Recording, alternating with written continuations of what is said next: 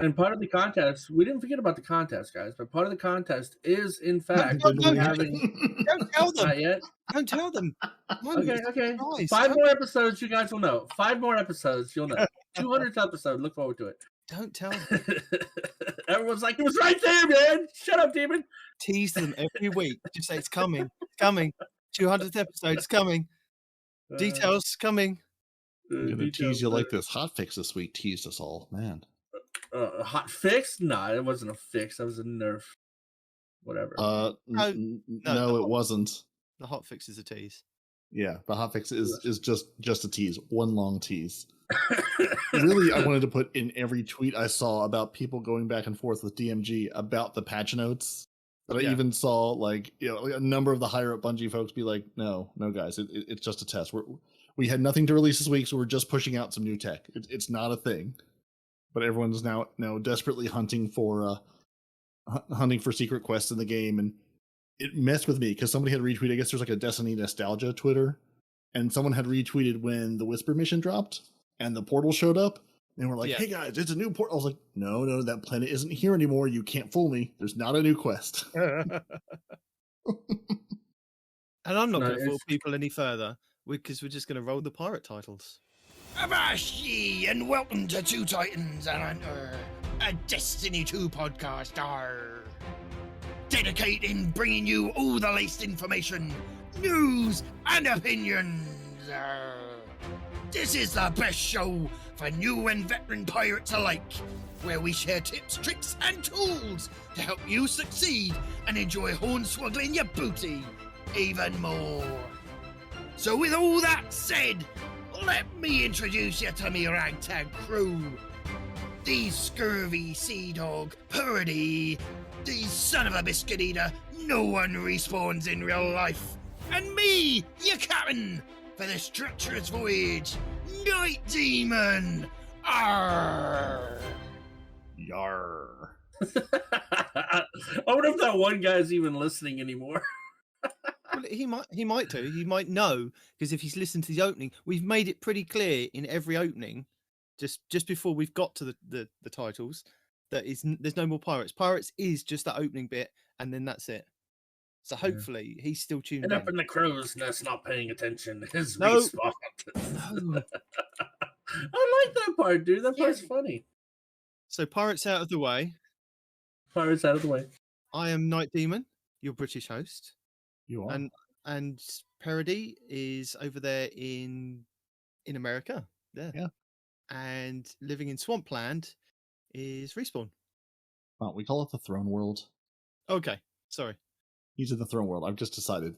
Florida's now the Throne World. That's just the law. I don't make up the rules. That's just how it is. Okay, then, because I'm going to need you to break down how Florida is the Throne World. I mean, you've been to Florida, right? You've seen the bugs there. Half the state's underwater periodically. Yeah, so Throne World. I don't see. Throne World's not underwater. There's a castle there. There's some evil princesses running around. Come on, Throne World. You can't tell me there's not an evil queen or 7 in your state. Come on, it's the Throne World. Fair enough. So, in relation to him, what area do you live in? Oh, I live in Virginia. He lives in a swamp. I live in where all the nukes are going to fall. No, like Destiny related, not real world Destiny. related. If he's in the same thing, he's in the Throne World. So if he's in the Throne World, what would DC be? Would it be the EDZ or the Cosmodrome? No, not the EDC. The Cosmodrome, yes, it would be the Cosmodrome. Probably Nessus. Everyone complains about us, but doesn't know where we are. Forgets we're here half the time. No, you have to go there every now and then just to do Haunted Lost Sector, as we will be doing next week. Zer's here this week. That's it. Oh, is he there? Oh, so you're getting people prepared. So if Zer's there this week, it's just showing people that Nessus still exists, and there are going to be Haunted Lost Sectors over there next week when Festival of the Lost drops. Not that we are told about Festival of the Lost this week in our TWAB. No, that was a big surprise. I thought at least we'd get something like, hey, here's a few details. Yeah, but no. I saw Lucky 10p this week going, so when do we get Festival of the Lost details? I was like, sir, a couple weeks back on the podcast, where have you been? Yeah. You're falling behind. Yeah, we teased that stuff a long time ago. If you want to go back and listen to it, it's a couple of weeks ago. So yeah, we go over all the Technically, you details. used last year's details, but yeah. I think I'm 99.99% sure now, because we've had no details in the TWAB this week of Festival, that it's going to be the same stuff in the same lost sectors. Just a few extra things in the Eververse to get. So there. Oh, and a new weapon, of course. Don't forget the new sniper rifle that's going to be dropping. That isn't being talked about. That everybody knows is there. I don't know why, but you guys have me laughing so hard. I still have tears in my eyes. I'm going to make you laugh even more now, because guess what time it is? Tool time.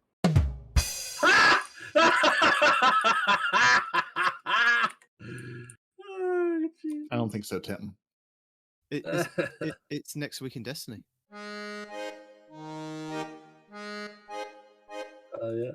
Well played though. Well played though. You might have somebody else share the brain cell here pretty soon, Parody. Shouldn't there be 4 other things we have to get to before next week in Destiny? I'm gonna tell you no, absolutely not. Yeah, nope. No. This might be your show, but you're wrong. We'll start with next week in Destiny. And I tell know, you, Sure. yeah. Well, sure. This week we can start with next week in Destiny. Last week I tried to and you yelled at me. Fine, I see how it is. That's the boss, bro. That's because we hadn't rolled the titles, we hadn't done the introductions, and yeah. So there. Anarchy. Always an excuse. Yeah. So this week now we've done those things in quite a good relative time. You know, there was a few stories at the beginning before we even pressed record, so we've cut all those bits out. So now we can get into the real meat of Destiny stuff. So apparently Don is going to be masking up. Oh no, Yep. You can don your spookiest mask in Festival of the Lost. Raid boss Don. Don. The Don. The Don. Do you think he's going to look like the Godfather? Absolutely. Ah, interesting. You can take on the Fallen Saber Nightfall and enjoy bonus Vanguard ranks. Not bonus Vanguard Rewards. loot. That's the word. Loots or rewards. Or loots. Mm-hmm. Just the ranks, which will help you progress your getting to get a golf ball and get your, is it Crime Mutiny, which is your grenade launcher for the season. And if you've already got that and you're going through your second time round to get your ornament, because again, there's going to be challenges for that, you can do that. And that will speed up the process of doing that Nightfall. Nightfalls take up quite a bit of, whatever we call it. Time will to live. Yeah. And presumably if you're running GMs this week, that should also help your if you're running GMs, I assume that will also increase your rank quite a lot. Yes. And it'll also be the featured GM for the week as well. Unless you've already unlocked it being a conqueror, you'll have access to all of them. But if you haven't, like us peasants, then you've just got to wait for them to come up each week. Until they sometimes, maybe, as we discussed last season, the node sometimes shows up towards the end of the season, but it hasn't for the last couple of seasons. So good luck with that. Maybe find somebody on LFG that is sherping people through GMs that can give you access. And then Lord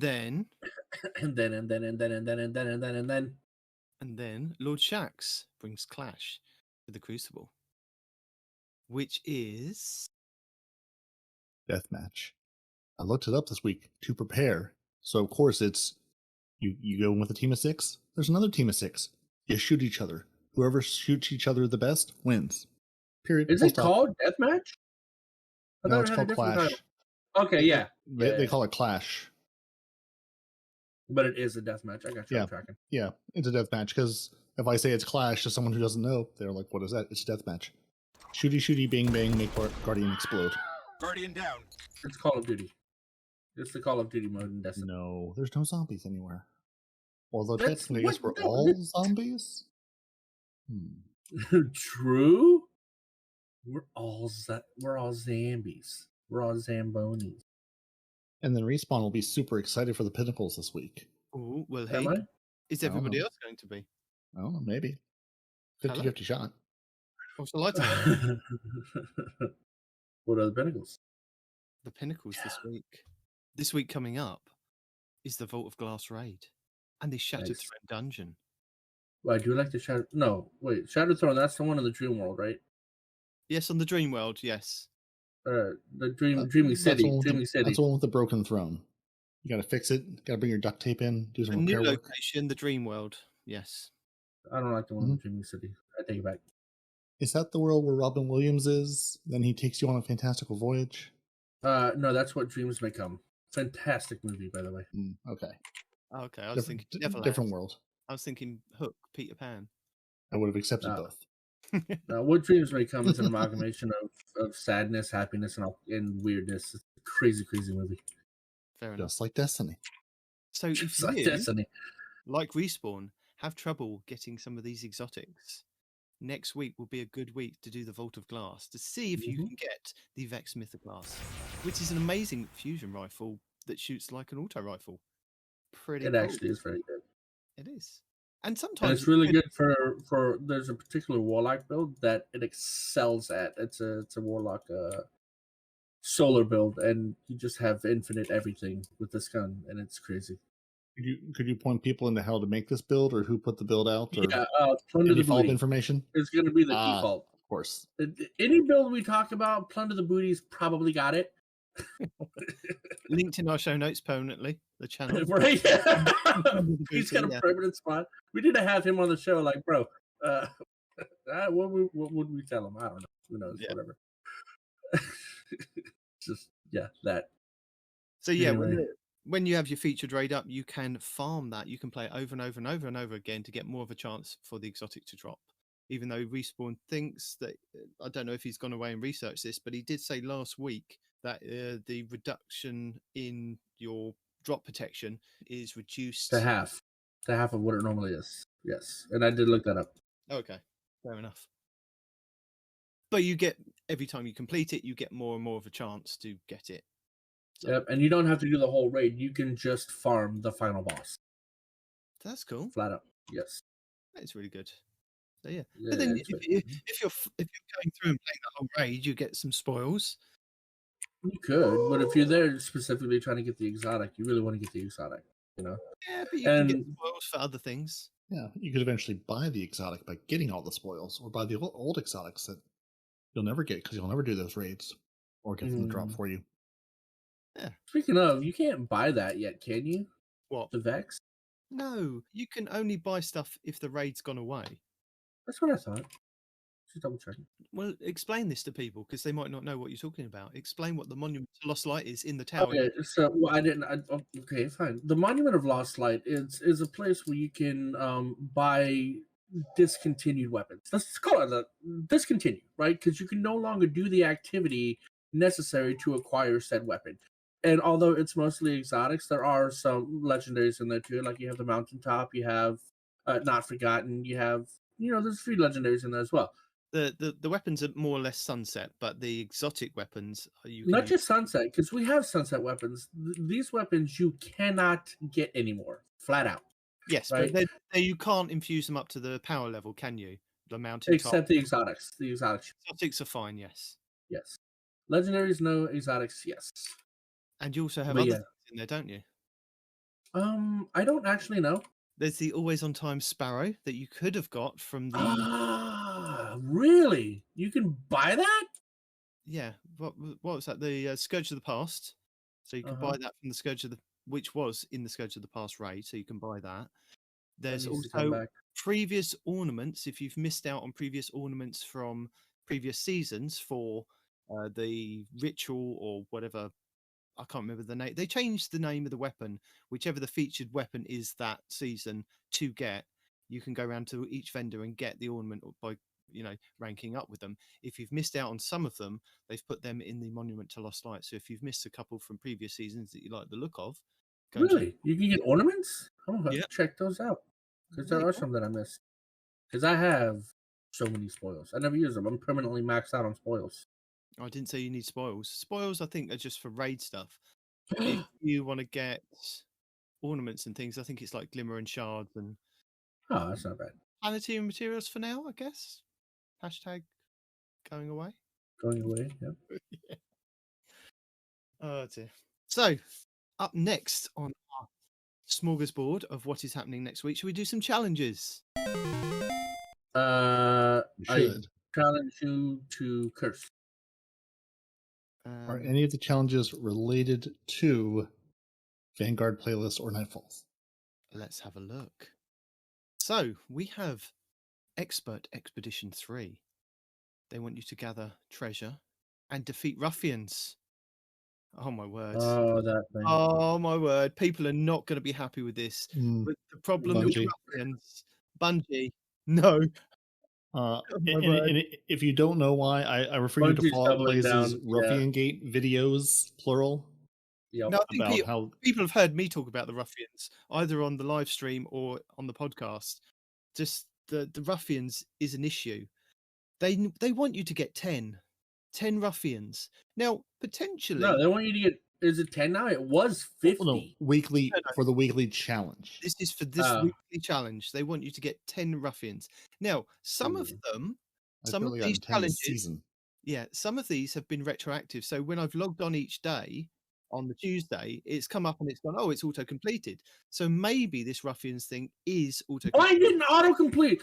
By the way, yo, when you said that, I logged in and checked. Mine did not autocomplete. I'm upset about that, Bungie. Fix it. What Sorry. didn't What you? The exactly? ruffians, dude. How, The how many? ruffians did not How many? autocomplete. No, the ruffians one isn't up yet. Yeah, Ruffians the ruffian. next week.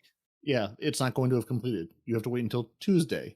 And Bungie did say they are aware of the issue causing ruffians to despawn during the expedition activity, and they did say a fix is in the work for the mid-season patch, which I didn't see them mention again here, but I'm hoping it will be in the patch that they're rolling out before, basically this week come Tuesday for the Festival of the Lost.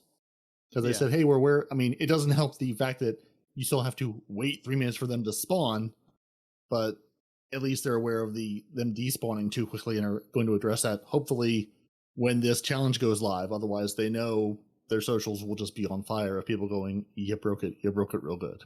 Yeah. I mean, to take away the timer for people to then not know, I mean, yes, you can set a timer and you can roughly gauge it out of making sure that you've got to kind of 3 minutes so that you get a ruffian to spawn. But when you get people that are just trying to get through the expeditions as quick as possible and they're just throwing the bombs at the traveling thing to get out of expedition really quickly, you can't kind of force people. You mean you can throw the bombs in all directions as possible to give them a hint of that, no, you want a ruffian, but you've got to wait around for a ruffian after 3 minutes.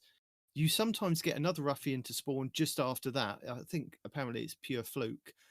And then the second ruffian, the second ruffian that spawns at the second kind of like glimmer farming part, again, I think it's another 3 minutes from there of trying to avoid people throwing the bombs at the carrier. And then again, you get another chance at another secret ruffian to drop. So potentially you could get 4 in a run if everything kind of works out. But I've very rarely been getting the 2. I mean, I've been going in solo. It's been quite hard. Sometimes you find people that are doing the same thing. They're just like chucking the balls in all the directions, and you think, yes, you're on my wavelength here. Let's just chuck all the balls and just wait for all the ruffians. I think I'm up to 20 now, so that's not too bad. I've got 5 more to go to get to the next node on the Triumph, and then I believe it's 50 in total for the whole season, and that will unlock the Triumph seal. So unless Bungie have got to do something in the next couple of weeks to kind of either lower the gate or improve the ruffian spawning in. But getting back to the challenges for next week. So it's 10 ruffians. Hopefully, touch wood, that will be kind of retroactively done if you've already done 10 ruffians, hopefully, and 50 treasures gathered. That will give you repute and challenge XP+. Seeker's Cache 3. Summon first mates in Expedition and Catch Crash. Also decipher large treasure beacon available at the star chart in the helm, and it's 50 crewmates summoned and complete the large treasure beacon. So if you've already completed it, that will auto complete. I know that for a fact. That will give you repute and challenge XP++. Battery. Defeat targets with linear fusion rifles and defeat slowed combatants. Defeating combatants in Catch Crash and defeating guardians will award bonus progress. So it's 150 linear fusion rifle kills and 100 stasis kills. That will give you challenge XP+. Armory-wide calibration. Calibrate kinetic, energy, and power weapons, and bonus progress against champions. And it's 200 for each. And I believe that's across anything. So this one we had, I think, last season. So it's just any kinetic, any energy, any power weapon. That will give you challenge XP and some bright dust. Cold Lightning. In Gambit, defeat targets with arc or stasis effects and bonus progress for defeating guardians. That's 200 to be done, and that will give you challenge XP and some bright dust. So next up, we have Trial by Firing Squad. So win multiple rounds in Trials of Osiris. 20 wins, just as and when you can feel like doing it. That will give you a Trials of Osiris weapon. 20. No, is that rounds or is that matches? Win multiple rounds in Trials of Osiris. Oh, that's not bad. Rounds. 20 rounds isn't bad. The whole match, that's pain. Just wait until another solo week comes up, or sucker two other people and go, listen, we're just trying to do this. Or just go. Hopefully, everybody else will have the same thought. Yeah, sometimes you can just win a round or two. Just progress it as you want to. But if you're really good at Trials, then that will give you a Trials of Osiris weapon, challenge XP and some bright dust. Even if you're really bad at Trials, it'll also give you a weapon. Is the solo like permanent now, or is that just No. every now and again? Every now It's and not again. permanent? That's so stupid. You can still go into Trials solo. Yeah, you can absolutely go in solo. It's just dealer's choice. Yeah, but they don't have the solo playlist anymore, do they? No, that comes up every now and then. It That is rotates. that's specifically for people that just want to do solo. But if you want to play solo, there is nothing stopping you from clicking that Trials playlist. It will find two other players that have also gone in and gone, hey, we'll just pick up somebody that wants to play and carry on playing. So you may just find the perfect team. You may just find that synergy by just clicking that button once, and they might go, hey, you're pretty decent. Let's see if we could just fire team up and just play the whole thing over and over again. So you may find some friends. So it's worth doing it sometimes. Or you could suck like me and just every team abandons you every single time. Yeah, or just tag along with two good people enough to get your round wins and call it good. Exactly. So yes, finally we have Arc Vanguard. There is a Vanguard one. Defeat combatants with arc or stasis effects in Vanguard playlists. That does include the Nightfalls. 300 of those. That will give you challenge XP and some bright dust. There you go. So we have 7 triumphs to do next week. And that will give, the majority of them give you bright dust. So, and if they don't give you bright dust, they give you a slap on the back and say, well done. You did it. Great job.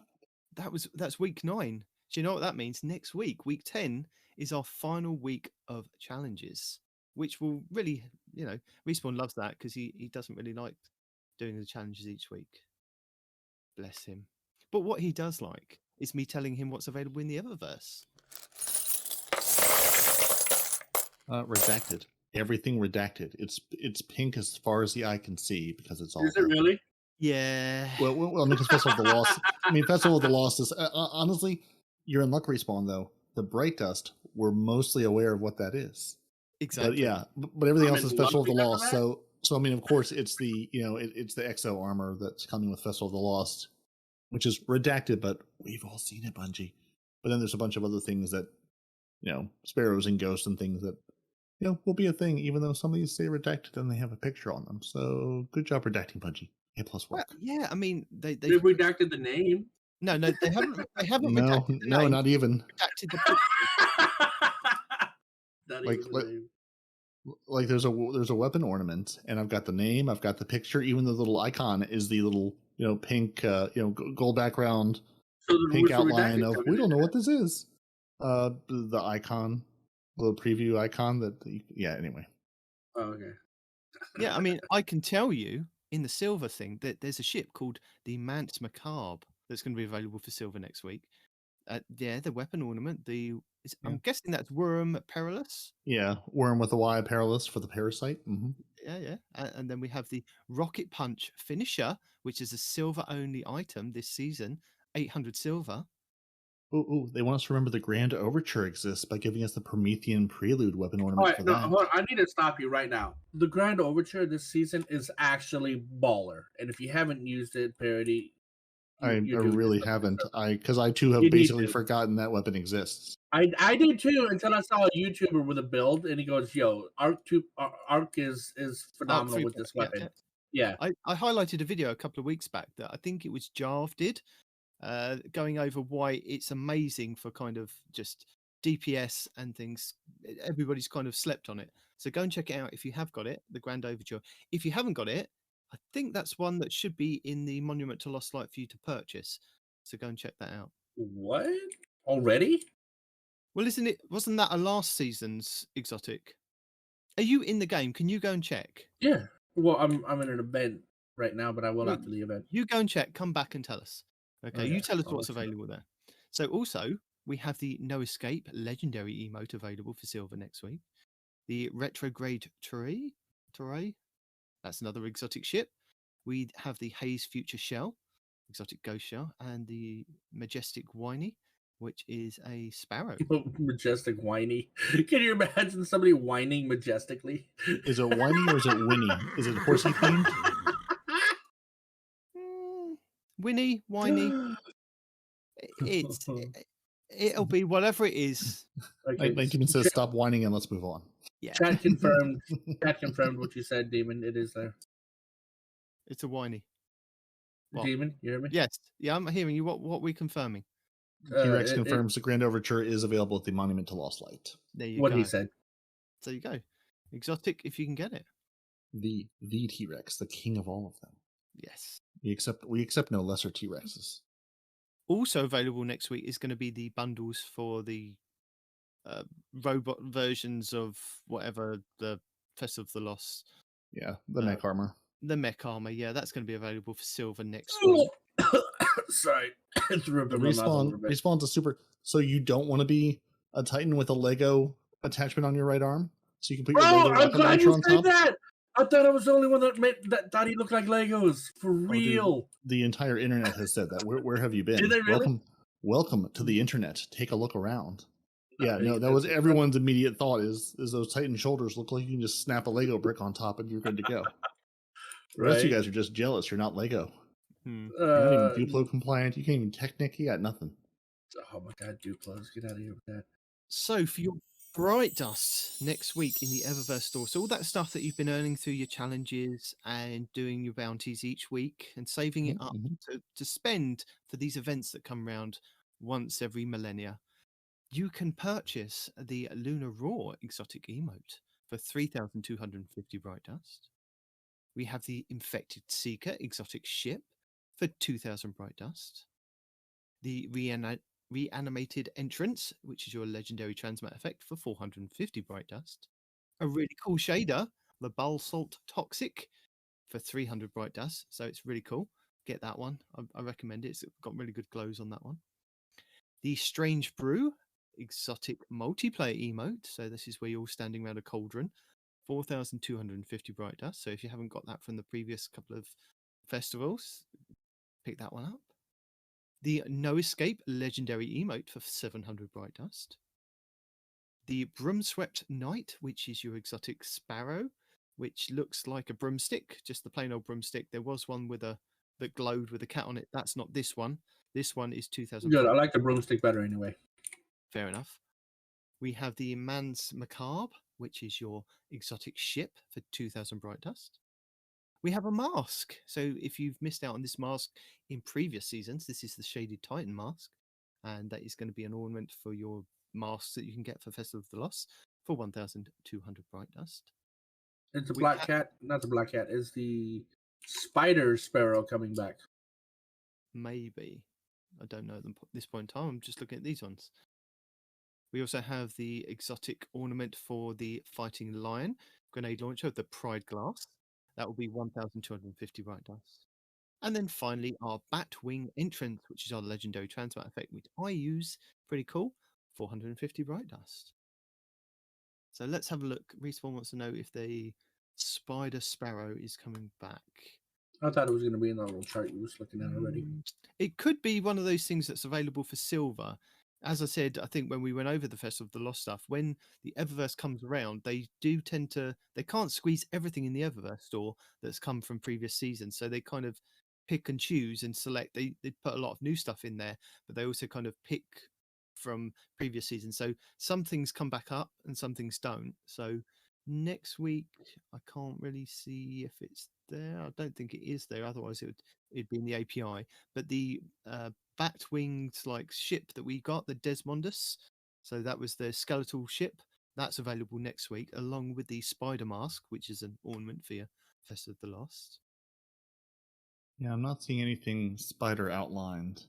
But it could also be they might have bundled it into one of these packages too. There's a whole bunch of bundles coming for things too, so could be in there. And for those, we're not talking the spider, like the spider. We're talking about a spider. Arachnids, black, 8 legs, kind of thing. Yeah, they had a sparrow that looked like that, and the legs moved, and it's pretty cool. And I missed out on it.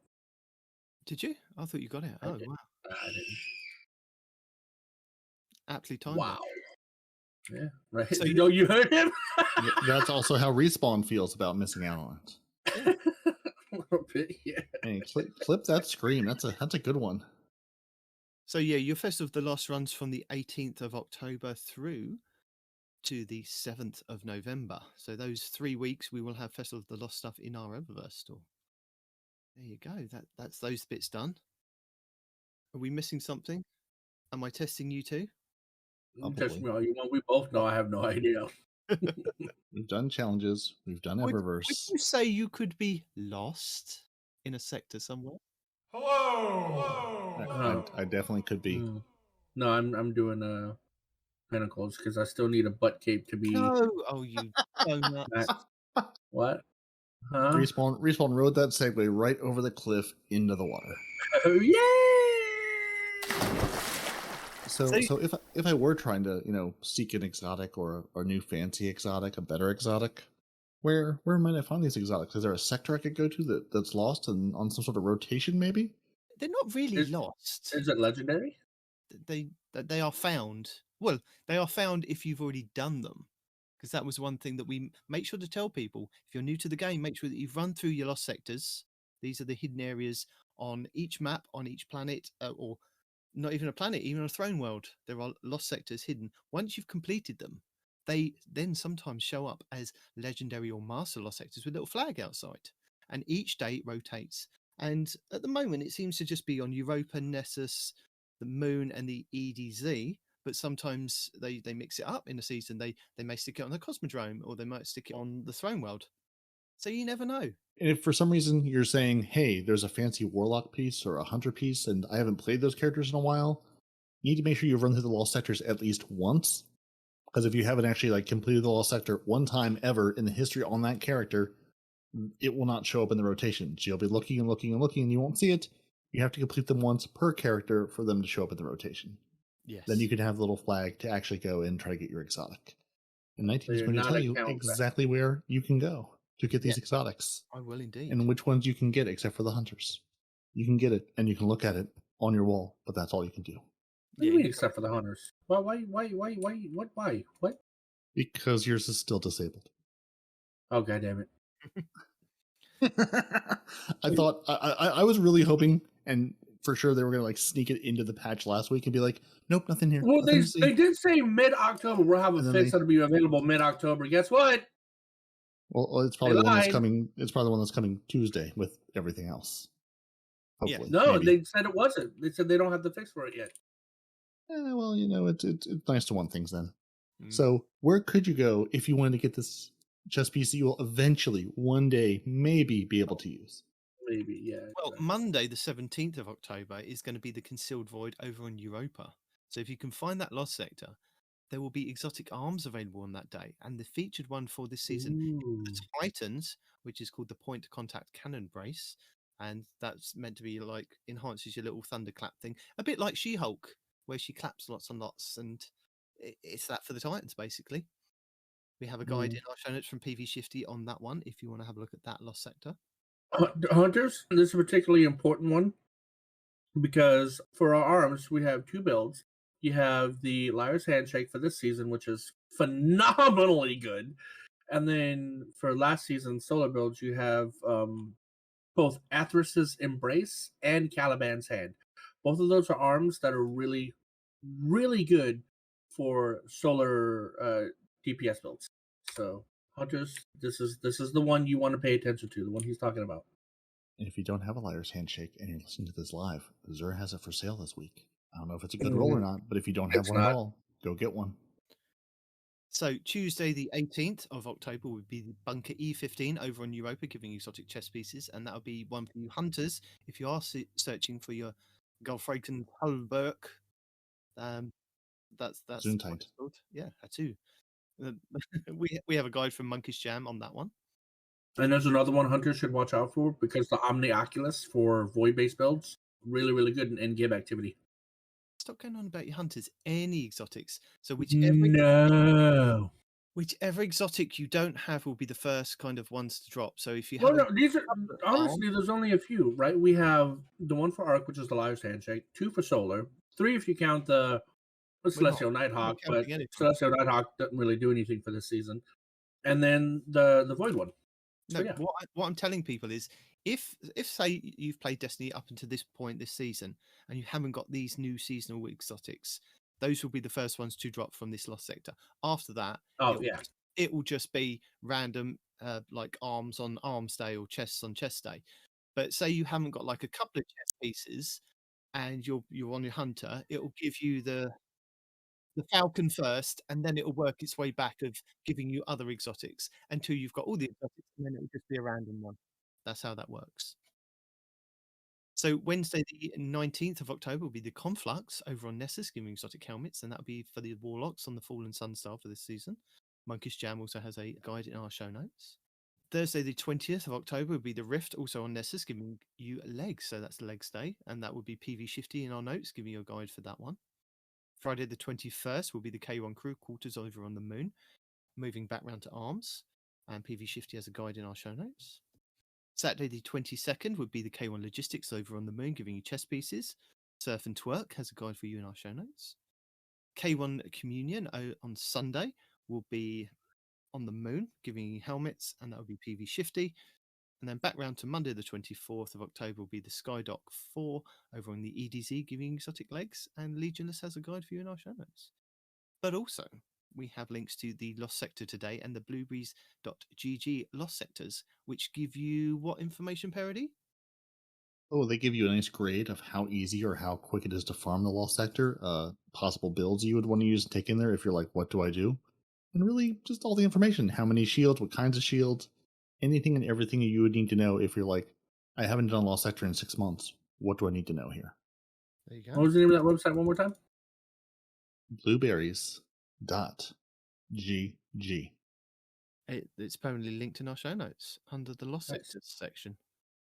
So you can find it there, Respawn, if you ever get lost. Just go to our podcast. Well, no, I was asking for the people, dude. I don't need that. Well, no, yeah, I mean, sometimes you might need it. Sometimes if you get lost and you go, Night Demon spoke about this in a week. If you go to www.twotitansandahunter.com, it will take you to our Podbean page, which will then, if you scroll down, it will show you each and every week's podcast with all the links that are clickable, and there you go. You can go from there. So that I have seen, but I just don't need the Lost Sector stuff. We might do. Somebody might do. Somebody listening might. Absolutely, somebody might do. That's why I asked again. Mm-hmm. Yeah, just like if you're in a hurry, you might just want to go to lostsector.today, which is just the facts, no more, no less. What's up? What champions burn shields and modifiers? How many there are? Where they are? Exactly. That's good info. So if you want all the information or just the facts, we have it all for you. Well, we don't. We just point you to where it is. Yeah, we could. We have Make it. no mistake. We did not do this. Parody just found it. Yeah, we find you. We pointed to it. So see, we're helping. You like it. Absolutely. So we've told the people how to look. We've told the people where to get their exotics. We've told the people how they will be challenged. We've mentioned there's this whole festival coming. We're going to look like ugly mechs in the next couple weeks. Is it time for this week of Bungie? Go on then.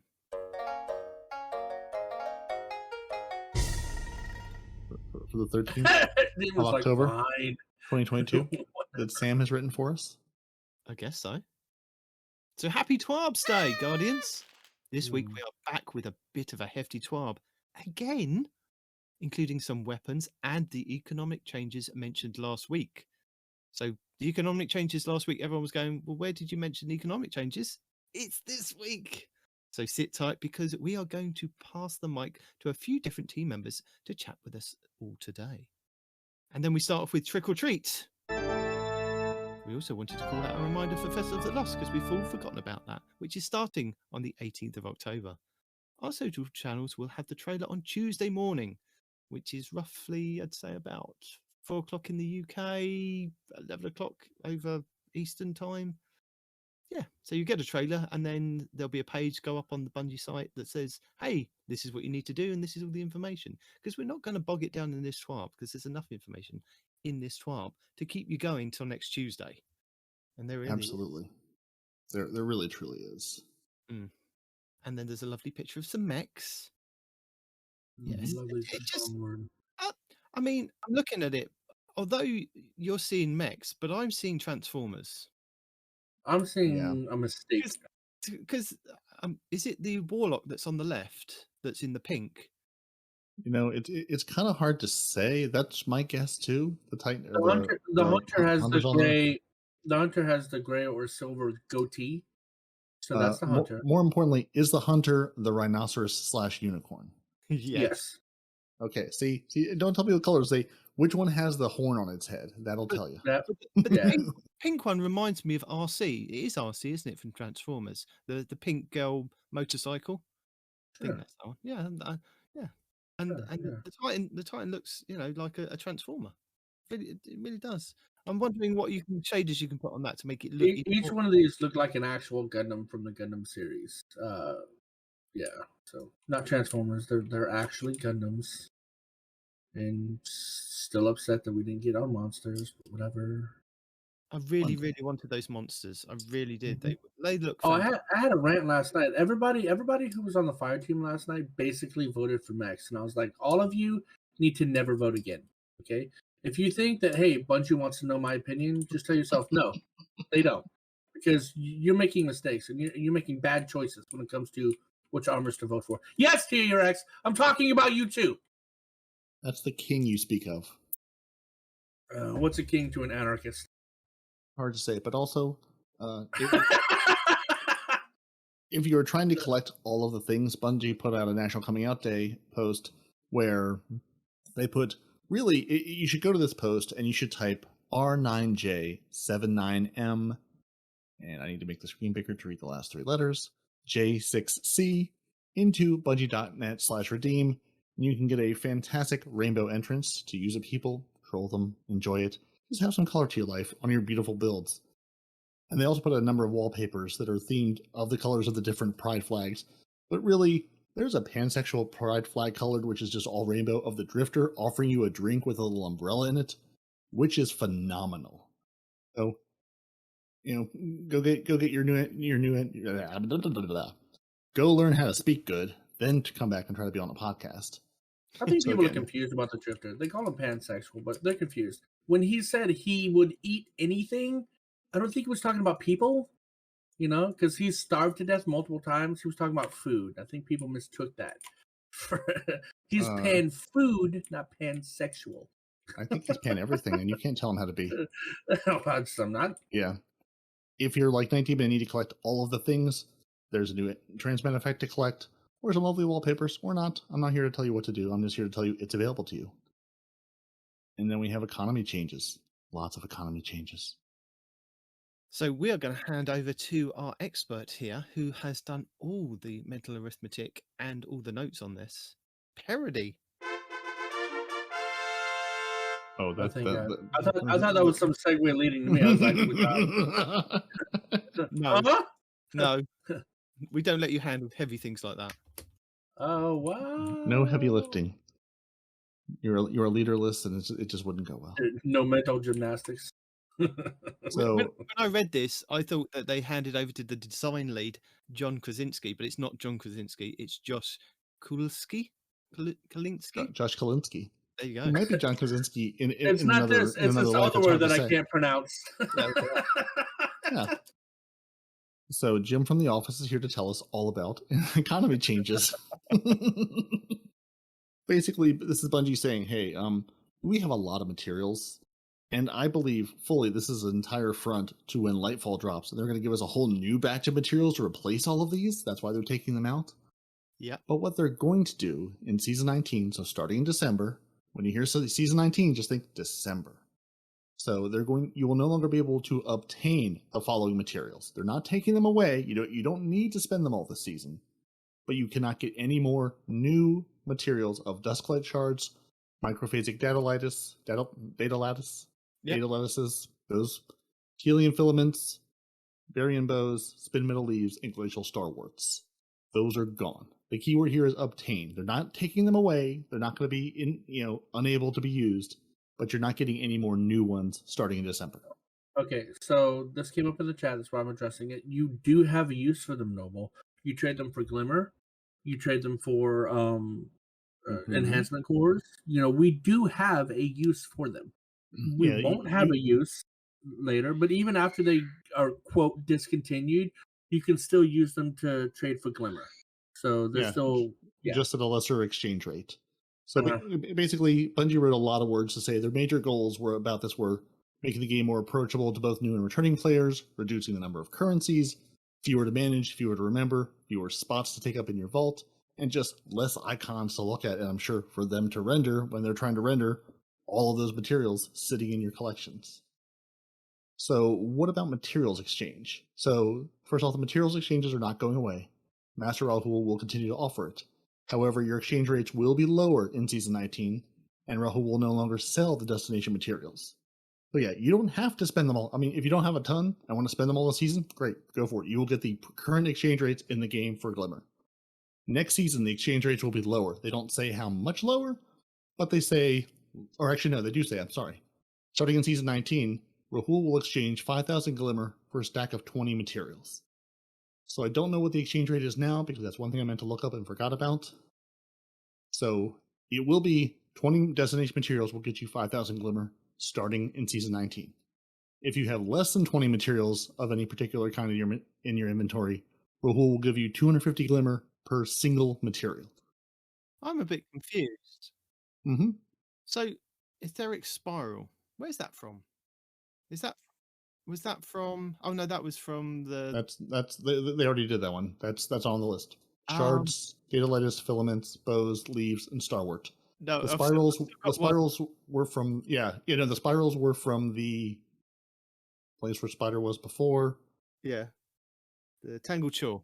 Tangled Shore, thank you. Yeah. I was they were all going to forget the name of now. I'm going through my vault going, well, I've got that. Hang on, where's this other one come from? The spirals, when they took them out, they didn't fully take them out, because I think I still have 9 of them. Okay. So I'm hoping I'll be able to turn them in as well. They're not called out here, but I'm hoping that will be added to the list of things I can turn in for Glimmer, because right now it's sitting in my vault, because I just haven't gone through and deleted 9 of them one at a time. These are the 6 that we can get from just collecting from the planets, which were collectibles from the planet. Whereas now in game, it's more you collect it, you get XP towards, like, say, on the Throne World, you get the osmium pieces that then just go towards your XP towards Finch, who will then give you like an engram for ranking up with him, kind of thing, after a certain period of time. So yeah, they kind of changed it then, and it was weird because we still had, like, the Cosmodrome came back and you could still get the spin metal, but we'd had other places that were just giving out XP for going to the vendors. So I think they wanted to do that, but they kind of. But I'm going to miss it. I'm going to miss, like, getting extra bits. To you can still go to the planets and pick up extra bits. You can still get them. It just will not give you materials anymore. You can still go and enjoy picking up those things across all the planets. They will not take that joy away from you. Don't worry. But do they tell me that, on your season pass, you get a little box and it goes, here's 50 of each material. Do they tell me what's coming on my season pass next season instead of my little box of materials? Absolutely. It's redacted. Oh. You're going to be able to use your redacted to buy your redacted and go to your redacted vendor. It's fine. No, I'm. What they seem to have been doing is basically, when I get to it, basically legendary shards are sort of the way forward. So I'm going to guess maybe they'll give us more shards, but we'll see. No. But now this line I feel like is for Night Demon. Once Season 19 begins, this will be the only use for destination materials moving forward, so you can safely exchange all of your materials and free up that inventory space. So the only use for them in Season 19 will be Glimmer. Period. Full stop. That's it. That's all. It's not going to be a new thing. You don't need to hold on to it for a year. I know you're going to anyway, but you don't need to. The option is available to you. He will hang on to it until Raul stops trading him No, in, and then he'll be like, "What am I supposed to do with him now? I You were have, supposed to spend him." I have in my vault. I've got 4 blue materials that you could have collected from the planets when they first arrived in Destiny 2. You got the green versions, which were the basic ones, and sometimes you were lucky if you opened a box, you got the blue versions, and I've still got the blue version. I've got Alchemized Spores, I've got Harmonic Seraphite, I've got the Phasmoglass Spires, and I've got the Quasitine, Data Lice. Just the blue versions of each one of them. No dust lake shard. You're missing your dust lake shard. Come on, you're slacking. Yeah, or maybe that's in my inventory. Hang on a second. I'll just go check. Did I move on? Yes, Hold on. just like crystals. I've got. There you go. There's the 5th one. Don't worry, I've got them somewhere. I know it's here. I just saw it. Have faith. Have faith. I know they're there. But don't worry. Starting in Season 19, you can exchange new materials for Glimmer. So all those dark fragments maybe you're holding on to from the Dreaming City, if you've been there in the last year other than for a Lost Sector. And starting in Season 20, they will absolutely take everything you can no longer spend out of your vault. That's because, they're trying to give me other stuff. Yeah, because they're going to give you all new things in Lightfall. Remember those phantasmal fragments that you could use at the Lectern of Enchantment on the Moon? You can turn those in now too. Or the Here Always pieces from Europa, which are not... Raul? Yeah, in Season 19 you will be able to. So the Glacial Starwarts, those are the tiny little boxes with the plants in them from Europa. Yeah. The Here Always pieces are the little bullies that drop on Europa. Those you'll be able to turn into Rahul in Season 19 for Glimmer. Ooh, I've got 2,000 of them bad boys. Yeah, So dark fragments, phantasmal fragments, and Here Always pieces you'll be able to turn into Rahul for Glimmer starting in Season 19. And the cost of exchanging legendary shards for Glimmer is going to remain unchanged. So whatever it is today, it's going to remain that. No change there. So they did also make some changes to the cost of the enhancement prisms and the enhancement shards, aka the golf balls. And they put this big, convoluted chart in the TWAB, but really, all you need to know is the enhancement prisms used to cost 25 planetary materials to buy with other things. It's going to be 10 legendary shards now. And your shards, your golf balls, will currently cost 100 planetary materials. Those are going to be 50 legendary shards. So today, right now, to buy an enhancement prism, it's 10 enhancement cores, 25 planetary materials, and 10,000 glimmer. The new cost next season, same 10 enhancement cores, same 10,000 glimmer, it'll be 10 legendary shards is what's going to cost you. And then to buy your golf ball, right now, today, 10 enhancement prisms, 100 planetary materials, 50,000 glimmer. Come next season in December, same 10 enhancement prisms, same 50,000 glimmer, but it's 50 legendary shards instead of 100 planetary materials. That's it. That's the change there. How do y'all have so many shards, man? I have 1,290, and I rarely spend them, right? I don't understand how some of you guys got like 25,000, 30,000, 50,000. Gosh, damn, man. Are you doing bounties? Are you turning things in? Are you breaking down armor and weapons? Are you doing things to generate I'm constantly shards? breaking down armor and weapons. Constantly.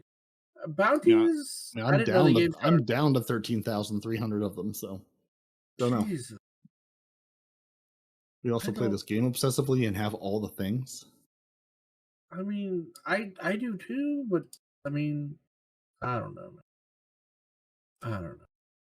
I gotta start paying attention because I don't know what I'm spending my legendary shards on because y'all have too damn many and I don't have enough. And next season when they become even more of a currency, I'm done so. Yeah, I think going out to the ramen shop and spending them on a Friday night and just blacking out and forgetting all about it. But don't worry, Respawn. Bungie is going to do you a public service. 18K. They know that all these changes to the material exchange, you're probably thinking, well, there goes the easiest way to get my glimmer. And that's not lost on Bungie. So they have an answer for you, Respawn. You know what that answer is? Do more public events. Oh, those. Yeah. Oh, my God. Public events, buddy. Public events now and for always. No. Starting in Season 19, we'll be giving a big glimmer boost to public events. So if you just do a regular public event, now these numbers are with no mods, no bonuses, this is not putting anything to enhance your glimmer. A normal public event with blueberries who don't know how to make a heroic, you're going to get between 3,300 and 4,645 glimmer. Why those oddly specific numbers, I don't know. That's what they gave us. But now, if you make that a heroic public event, you will get between 10,000 and 12,000 and a half glimmer. So why are they taking on me? Yeah, so 10 and 12,000 glimmer for a heroic public event. Which, as we all know, the Blight public event is just random. There's nothing you need to do. It's just RNG of how it goes. Oh, no. If we're going to have to start doing... No, shut up. If we're going to start doing public events again, I swear, if you're a blueberry and you're shooting that goddamn Blight instead of the one in the sky, I'm going to find you. Oh, I'm going to find you. Do not shoot the Blights. The Blights are there to give you the buff, okay? So probably next season, people will start making, a new batch of videos of how to do public events, how to make them heroic, what mechanic do you need to know. Any new public events that come, here's how we do this. So it'll be in your best interest to, if not participate, at least, dip into the public event while you're passing through to hopefully, get that glimmer when it finishes. That's a song. Yeah. Hold on. That's public events are going to be the way forward for easy glimmer acquisition. In addition to just putting on mods and running, going out and playing the game. What are you saying? There's a song demon. Well, demon. Well, if there's a song, you freaking made it, right? So, is there a song about not shooting Blights? Yeah. Everybody's talking. Oh, okay. Yeah, absolutely. It'll be on the EP. We'll get it sorted. So, along with all of these other changes to, taking the materials away. So also things like purchasing your exotic weapons at the Monument of Lost Light kiosk also need to be updated. So for your legacy exotic weapons, your destination material cost will be replaced by legendary shards. Your raid exotic cost will not change. And then your upgrade modules, your enhancement prisms, and your ascendant shards will have their destination costs just removed entirely. So if you're trying to buy your upgrade modules especially, your destination material cost just goes away entirely. There's no destination materials, are not swapping them out for legendary shards. That's it. They're just removing it. And also, finally, I feel like last but not least, they got to do some mod squad changes. The mod squad, all those lovely ghost mods that you have to get you more planetary materials, don't need to exist. So starting in season 19, the 3 material mods for your Crucible, Gambit, Vanguard will be removed. The Bountiful Harvest mod will also be changed. It will now increase glimmer when harvesting from resource nodes. Ooh. Are you a material girl living in a material world? No. I mean, I might be. I'm not sure. I'm going to have to see in season 19. It's National Coming Out Week. It is. I could be. And this 19 is where I was telling you, Bungie has said the primary source of destination materials has always been resource nodes scattered across the various destinations in Destiny. These resource nodes are not going anywhere, and it's still in every player's best interest to collect from any of the nodes you see along your journeys. Okay. As many players noticed with the release of the Witch Queen, deposits of the fundamental osmium found around Savathun's throne world in Florida did not generate any actual currency, but instead only delivered glimmer, XP, and reputation directly to the player. Though we will not be creating a new reputation system for our previous destination vendors such as Devrim, Failsafe, Petra, and others at this time, we will be working to improve these experiences. So, is that by removing them from the game permanently? No. In season 19, there will be a small update to Devrim K and Failsafe, our longest standing vendors, standing there still up in the tower with his sniper rifle. Do you think he's going to get a change of outfit? Because I would hope so. I would hope they give him something at this point. Cement at this point, with just standing in the same place. I mean, I think his legs have just locked in place at that point. I don't think he can go anywhere to change his outfit if he wanted to. Talking about Devrim? Yeah, sometimes it would be handy, when the enemies, are colliding against each other. Maybe just sometimes shoot the sniper out of the window to help. Mm-hmm. Just a little. I mean, he's literally facing it. For. I mean, yeah. He's sitting there just drinking his coffee, chilling, going, "Yeah, they'll just kill each other in a minute." Yeah, I'd be bored. I'd be, pot shot here and there. I would like to counter above his head on how many Guardian deaths and how many Cabal and Fallen deaths he's seen from that window, because it has to be an astronomical number at this point. So what's going to happen with them? So Devrim K on EDZ and Failsafe on Nessus. Your reputation system earned from turning in destination materials will be removed. So removing the reputation system. And if you needed any ranks to purchase the armor from them, if you're a newer player and going, oh, there's some armor I'd like to purchase, but I'm not that rank yet, those ranks are no longer required. You can just purchase any armor they have available. Nice. The ghost shells and emblems will be available directly for purchase for 10 legendary shards. Ooh. They are also going to increase the daily bounties from 3 to 4. There are still no repeatable bounties, so still once a day. And about the weapons, they're going to remove the sale of sunset weapons. Really? Why would you do that? Come on, after this time, can't we just not leave the sunset weapons there just for pure posterity? Nope. They're tired of people buying the new sunset weapons. They're like, listen, you can buy this 17-year-old PC. It's not going to run well, but you can absolutely still buy it.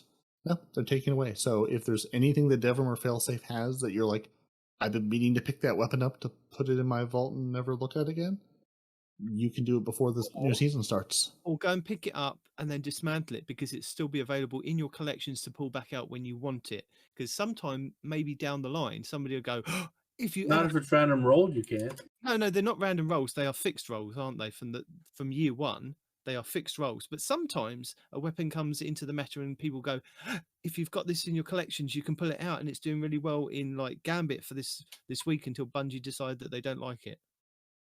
Anyway, yeah, there's that. And now, all of our materials talk is over. And now, Respawn.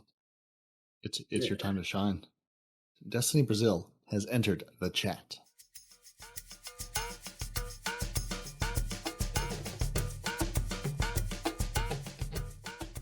Hello, new community from Brazil. My name is Luna, but you can call me Madame Respawn. Okay, as I mentioned at the beginning of the TWAB, we are passing the mic like a hot potato to a bunch of teams today. This section is another one of those. So let's gather around and see what our LATAM community manager Bruno has to say. Are we talking about Bruno? We're not talking about Bruno. We're not talking about Bruno. I say Bruno. Bruno. So this TWAB could also be this week at Brazil, since we launched our social media channels for Brazil on Tuesday. Oba! If you want to get updates in Portuguese, just go and drop us a follow on Facebook, Instagram, or Twitter. Brazil is a wonderful country. Yes, absolutely. Lies. Shush. With passionate players, talented artists, and outstanding creators like Everson Mito, who was featured in a community focus not so long ago.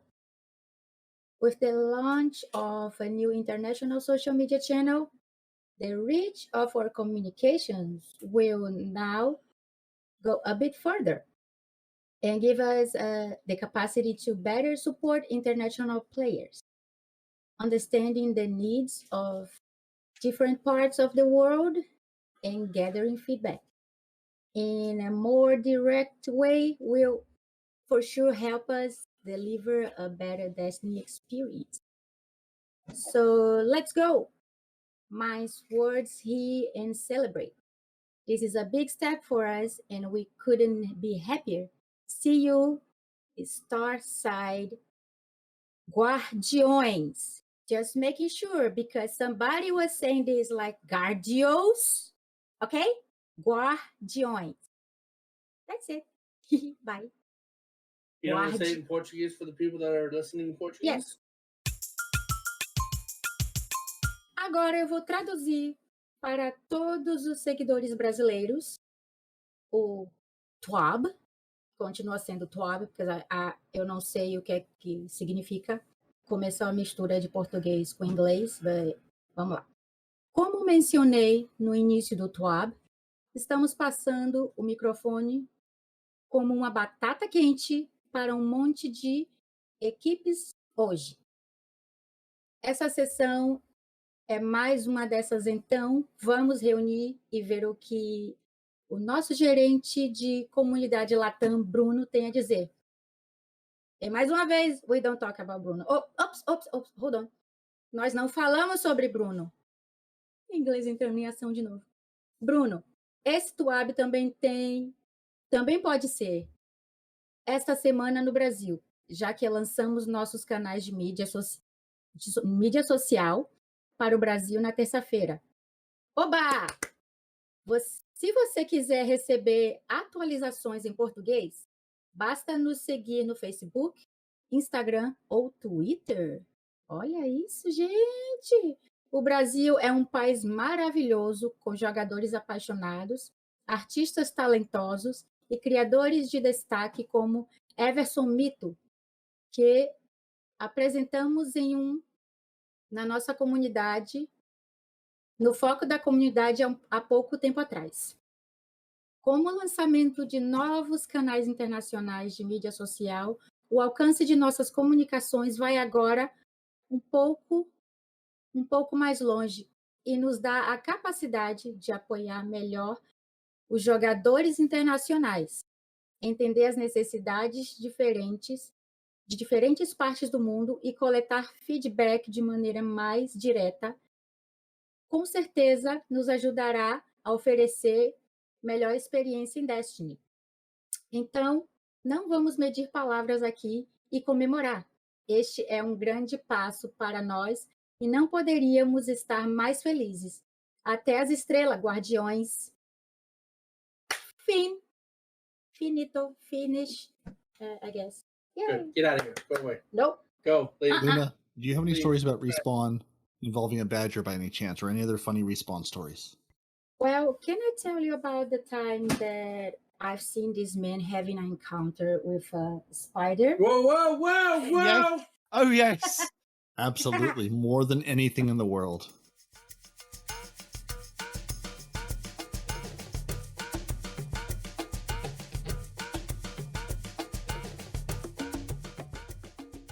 So, Thank you very much to Luna for dropping in and giving us a Brazilian take on that, or Portuguese take on that. I tried asking her what's with this Bruno thing, and she tried explaining it to me, but It's a Disney film.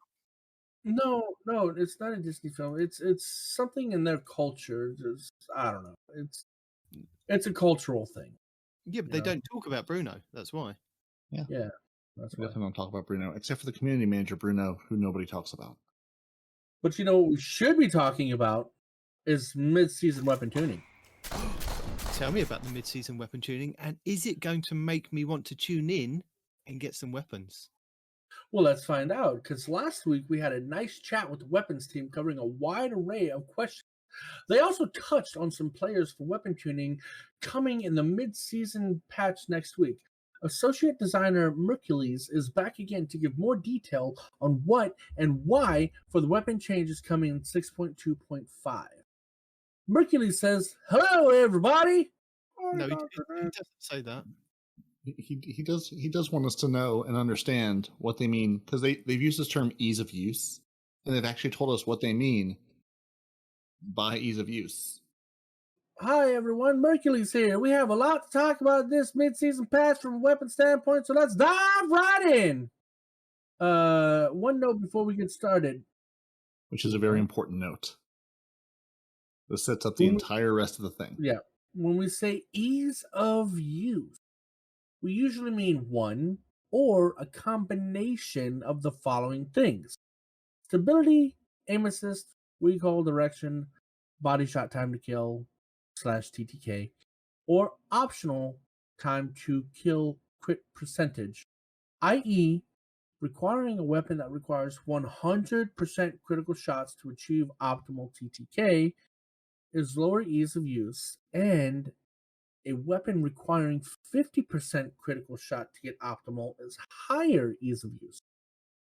We have seen this question asked a lot and wanted to address it up front so that in the future you can have a better idea of where we're looking at when we say we want to adjust the ease of use of certain weapons for balance purposes. Okay? Okay. Can you explain it to me like I'm a 5-year-old? Yes. Okay. Gun need less headshots. Go kill. Means easy use. Gun more stable. Shoot straighter better. Don't have to readjust. Easy to use. Aim Okay. assist higher. Aim bullet go boom boom on Guardian, not boom boom into wall. Sad Guardian. Recoil direction is I shoot you. Gun don't go up, go left, go right. Gun go straight up, or right to Guardian. And TTK time to kill is just kill Guardian faster, better before Guardian kills you. You know what? Parody has spent way too much time in the customer relations sector. You need to, bro. the speed at which he did that is uncanny. Or it could be that he spent about 2 hours researching this, or was it longer than 2 hours going through all of this? Yeah, researching is one thing. Longer than 2 hours. Barney style is something else. Oh yeah, no, that was straight up on the fly. Oh yeah. The only change I made there was just like listing the things that they talked about versus a paragraph. But no, that was just I can explain to you like you're 5. Because he probably often does. Auto rifles. Auto rifles see strong usage in most PvP activities, around 25%, in fact, but that drops to around 13% in in-game PvP, i.e., Trials of Osiris. We don't often hear suggestions that we should decrease the TTK or increase the range of auto rifles, but we have investigated those options and found that with very minor changes to either, they can quickly become oppressive across PvP sandboxes. Yeah. Having said that, what are they going to do? Well, I mean, nobody talks about auto rifles because hand cannons are just so freaking dominant. They outrange scout rifles and pulse rifles. They out TTK pulse rifles and scout rifles. It's just... You say this, but there is an auto rifle at the moment that will be available next week with our Fest of the Lost. It's the Braytech Werewolf. That I have a video in our show notes, which I'll tell you about now, because it saved me talking about it later, from True Vanguard. Using it now in Crucible in high competitive games. He said there were players like Cool Guy, who he was facing up against, swapping over from their hand cannon that was just not being able to compete with this Braytech Werewolf. And he said, the auto rifle you got given for the quest this season, is it the Optim something? I can't remember the name. The one that looks like Uriel's gift with the little it's the Omolon one with the orange glowy stuff in it. The Amit or the Armit? Yes, that one. He said it's got better stats than that gun. Now, I think let me just pull up my one because I have got. Well, stat wise, yes, but what are the roles that he's using? Sorry, the roles. What roles is he saying to use? No. I mean, the base. He says the base range is better than the Amet. The stability is 2 points less. So he said, I think the base for the Amet is 43, whereas the Braytech Werewolf is 41.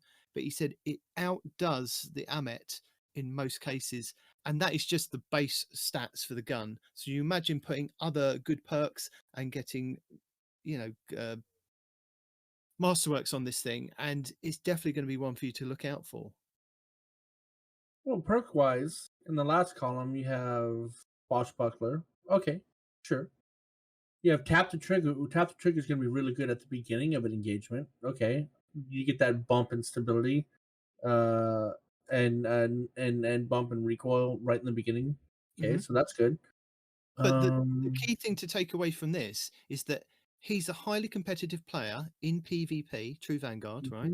He's playing other highly competitive players who are using hand cannons, using meta weapons, and he's out dueling them at this point in time in within its range, though. I mean, a hand cannon is going to outrange this easy,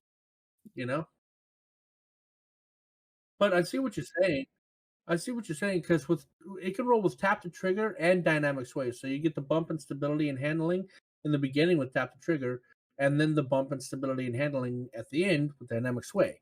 So this thing, if you get this roll, will be a freaking laser beam, and you put high cal rounds on it to add flinch to whoever's shooting you. Okay, I could see that, but the problem is the range, man. Hand cannons have so much range; they'll be tagging you out of the range of this auto rifle, man. But you watch the video. The gameplay is amazing. He's a very good player. and he's out dueling some of the most highly competitive players that he plays against in competitive PvP, like skill base. That's what I was trying to think of saying, in skill based matchmaking. So it's pitting him against other skill based players, and he's shining using an auto rifle at this point in time before they're even kind of slightly buffed. So he's saying now, with the event coming up next week and for the next 3 weeks, if this weapon is available, which it should be, in the rotation of weapons dropping from doing the haunted lost sectors and other things around the event, go and see if you can farm this weapon. I mean, if you can get like ricochet rounds, which gives you the 10 stability and range of 5. And that's a kinetic for an extra 10% bump in damage, right? Yeah. Sorry? And you haven't even told the people what they're going to do to auto rifles. Right? Yes, I know we haven't even talked about what we're doing to auto rifles. Yeah, haven't even told them why you should go do this or why you should any of this. All right. So, precision frame auto rifles, which is the 450s, right? No, the 450s are adaptive. Okay, this is where I'm going to say, everyone listening at home, never mind. Go to DestinyMassiveBreakdowns.com. Destiny Massive Breakdowns, plural, all one word, .com. You will see a lovely website. There's a big button that says, just show me the spreadsheet. It has their big spreadsheet of all the weapons in all the game, sorted by what frame they are, what RPM they are, what their TTKs are. So if you, like us, are sitting here going, when you say, adaptive frame this or light frame that, which weapons are you talking about? DestinyMassiveBreakdowns.com. Go to their spreadsheet. If you want, you can pull your own copy to Google or download it as an Excel file. That will save you a lot of trouble going, which weapon is this? Because they have a whole list up there, sorted by archetype, weapon, energy. I mean, everything you'd want to know, it's all there. Okay. So, precision frame, the Braytech Werewolf does fall into that. And I'm looking at, it looks like all the 450s are precision frames, according to DIM. Anyway, as it stands, several high-impact 360 RPM and precision frame 450. God damn it. It's literally the first sentence. Yeah. Mm-hmm. Auto rifles are already capable of outranging hand cannons, lies, and at least one adaptive frame can as well. And we do not want them wholeheartedly competing with pulse rifles in the 40-meter plus ranges. In addition, even a single bullet reduction in TTK places many auto rifle subfamilies into the best-in-class lethality. As such, we have decided to lean more heavily into increasing their ease of use and making them feel better to shoot within their optimal ranges. With a substantial buff to stability, oh god, for the 360s, that's going to be so nice. Although the change is only to the high end of the stat curve, the change affects all stat values above 0, with increasing effects as you get to higher stat values. Precision frame auto rifles specifically have languished since the Uriel's Gift meta of early Destiny 2. God, that's such a good gun. And because they are inherently so stable, they did not benefit much from the change outlined above. As such, we have slightly brought their critical hit multiplier up to increase their critical hit damage, which combined with body shot damage buff from last season puts them in a much stronger position without directly lowering optimal TTK. So you've got the Breakneck, which is also Sunset if you've got it. I think that's also available in the Monument to Lost Light. But that's the precision frame, which has the only one with the perk Onslaught. So when this weapon's rate of fire increases as you stack up your rampage, that is a 450 precision frame. So that might be good in some PvP. You've got the Armet, as we've discussed, which is the solar version. We've got the Firefright, which is the kinetic one. We have the Shadow Price, which is your arc version. The Braytech Werewolf. The 7th Seraph Carbine, which is another kinetic one. The Horror Story, which is also going to be available next week in the Festival of the Lost. Hopefully, that's another 450. The Prosecutor, that's another one, and that is your Void one. Those are the only ones that I've got in my vault at the moment to kind of tell you about. You said 7th Seraph too? 7th Seraph, yes. Okay. So those are your Tiger Spite is another one that I didn't hear you mention. Yeah. Tiger Spite and the number as well, but the number is terrible, don't use it. Yeah. Now, talking about the Tiger Spite, direct comparing that to Braytech Werewolf, Braytech Werewolf does have greater range, but the Tiger Sprite has more stability, and it's got a faster reload speed. But The aim assist is only slightly higher on the Werewolf. going on And, the D2 Gunsmith, I've put in a couple of rolls, and if you kind of put in like polygonal rifling, that gives you 10 stability, ricochet rounds, which gives you 10 stability plus 5 in range, the dynamic sway, and what you said, the tap the trigger, and you put if you can get a masterwork of stability on there, you can get stability of 71 and a range of 74 for an auto rifle. That is pretty broken. Okay, I'll give you that. The recoil direction is 74, so it's on that bounce of in between. It's a good recoil direction, so it should be straight up and down as well. The zoom apparently With is a cone, it's not straight up and down. It's a very vertical cone. Yeah, with a 74. Apparently, it's got one of the highest aim assists for a 450 as well at 47. It does have the highest out There of you all the go. weapons I've seen. Yeah, the highest by at least. So it's going to 3. give you a reason to go and play. If you don't like the sniper rifle that's coming next week, at least try and get the Braytech Werewolves, because it may be. Because I think they're trying to bring it up in line, and as they said, it does compete with hand cannons now. Imagine what it's going to be like in a couple of weeks. And the Braytech Werewolf just has such a cool paint job on it too, man. Yeah, it's got a very nice bony skeletal kind of glowing paint job, like the Halloween skeleton costumes you see at Spirit of Halloween. It's that on a gun. So moving on, in general, increased the effects of the stability stat on recoil reduction by approximately 20% at the high end. Precision frames increased the crit damage multiplier from 1.5 to 1.55. It goes up by 1. Yes. Literally 1, because they're rounding and this and that and the other. Excuse me. Yeah. So, your crit damage is 30-31. Yeah, so basically they left the TTK alone for the most part and just made the gun feel better. Air quotes, feel better. So we'll see how that works out. Bows, here we go. As mentioned in a previous TWAB, we want to reduce the effectiveness of max speed bow swapping as a strategy, as it is functionally fast enough that it is nearly impossible to counter in high-level gameplay. So the below change is not massive, but should move the total time for a bow to swap kill to be closer to other primary weapons' optimal TTK, giving players a better opportunity to fight back against it. So what they've done is they've increased the time it takes to stow your bow. This varies by subfamily and the handling stat. Before, anything from 0 to 100 handling stat would give lightweight frames anywhere between 0.4 seconds to 0.2 seconds. And it would give precision frames 0.433 seconds to also 0.2 seconds. After the change, from 0 to 100, the handling stats go for a lightweight frame go from 0.45 to 0.3. And precision goes from 0.48 to 0.33. Very small numbers. Lots of very small numbers are now slightly different. Yeah, but the thing is, when they've made these changes with these minute numbers in the past, they've made such a big change in game. Yeah. I mean, the entire bow change is basically like they said. We want you to stop from, quick swapping faster than anything else, making it very hard to counter.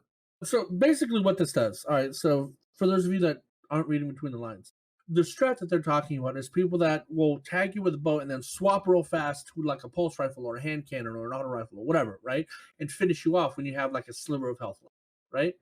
What this is going to do is if they tag you with the bow, it's going to take them longer to stow the bow and pull out their other weapon to kill you. And it's going to give you a better opportunity to either duck behind cover, to dodge, or to retaliate, right? So they're not going to be able to kill you as fast with the bow swap kill thing as they are now, supposedly. Now, moving on to pulse rifles. Pulse rifles are strong in the current sandbox, both due to the reduced dominance of other mid to long range weapons and the availability of multiple easy acquirable, craftable, strong options. That was a lot to say.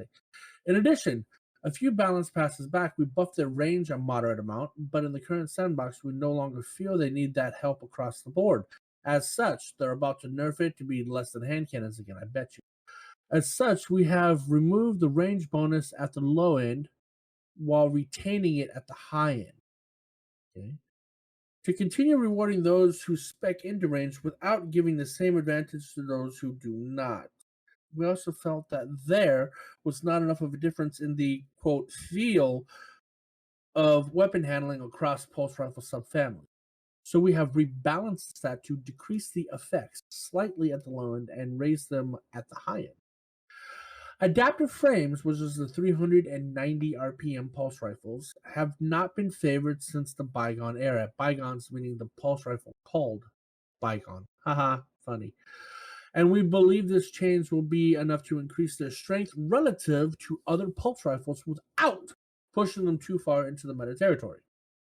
As for rapid fire frame, which is the 540 pulse rifles, Peace of Mind is out of band zoom stat that allows it to compete at longer ranges than would be expected for the subfamily.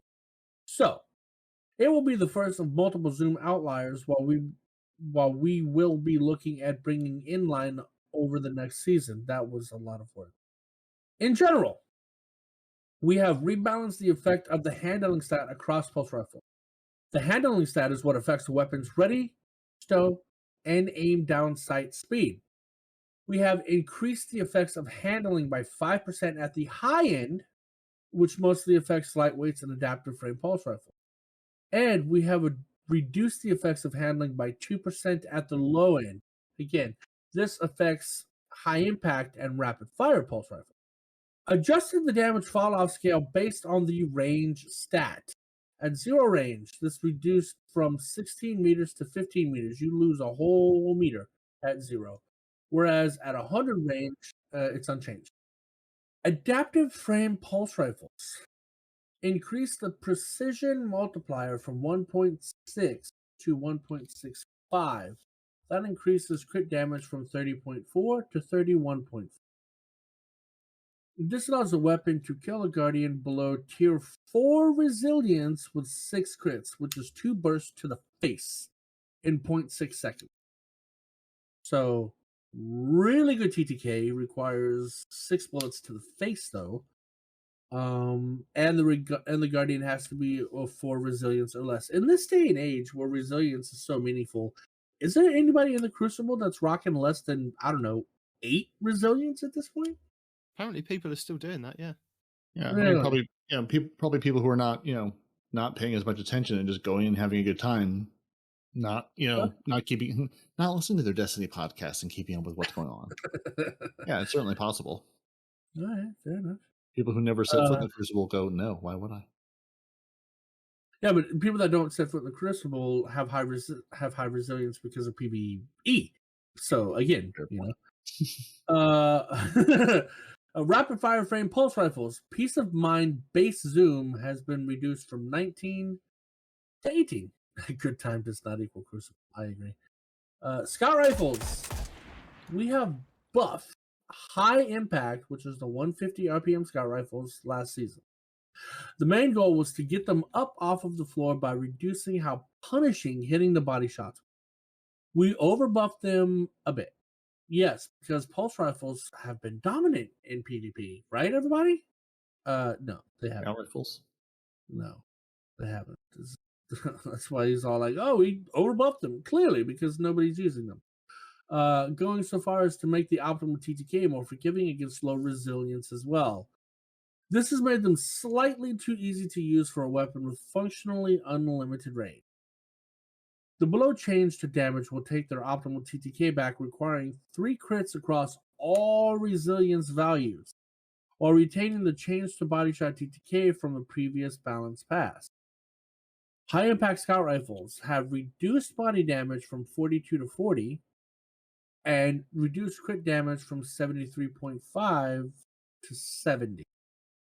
So he says it would take 3 headshots. 70 plus 70 is 140, plus 70 is 210. Okay, yeah, I don't think any Guardian has 210 health. I might be wrong. Sidearms!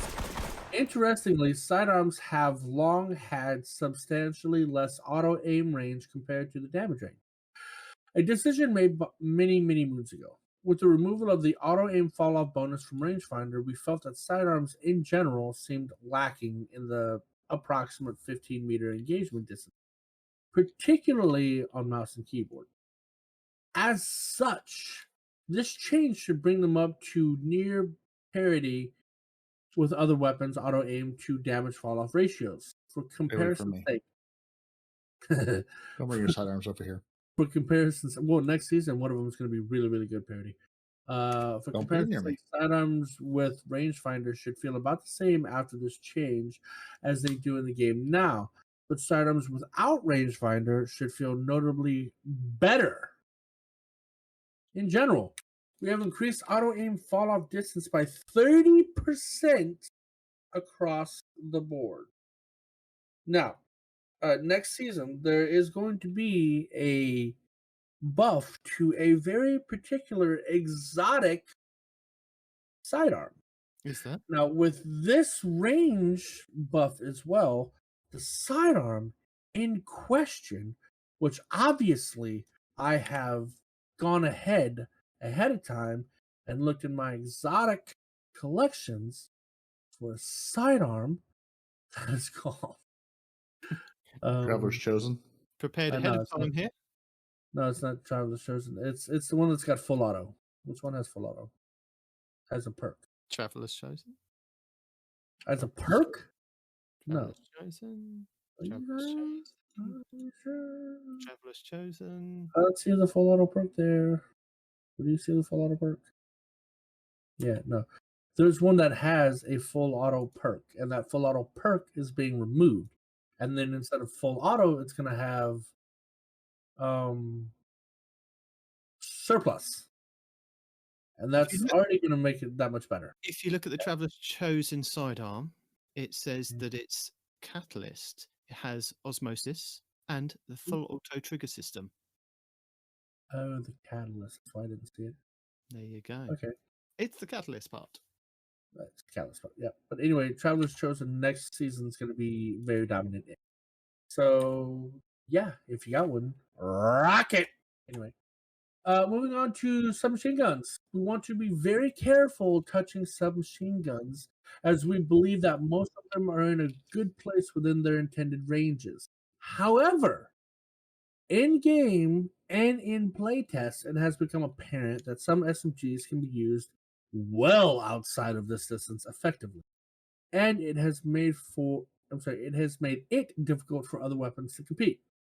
We have addressed a couple of outliers individually, but also have made changes to rein in how strong SMGs are once damage falloff begins.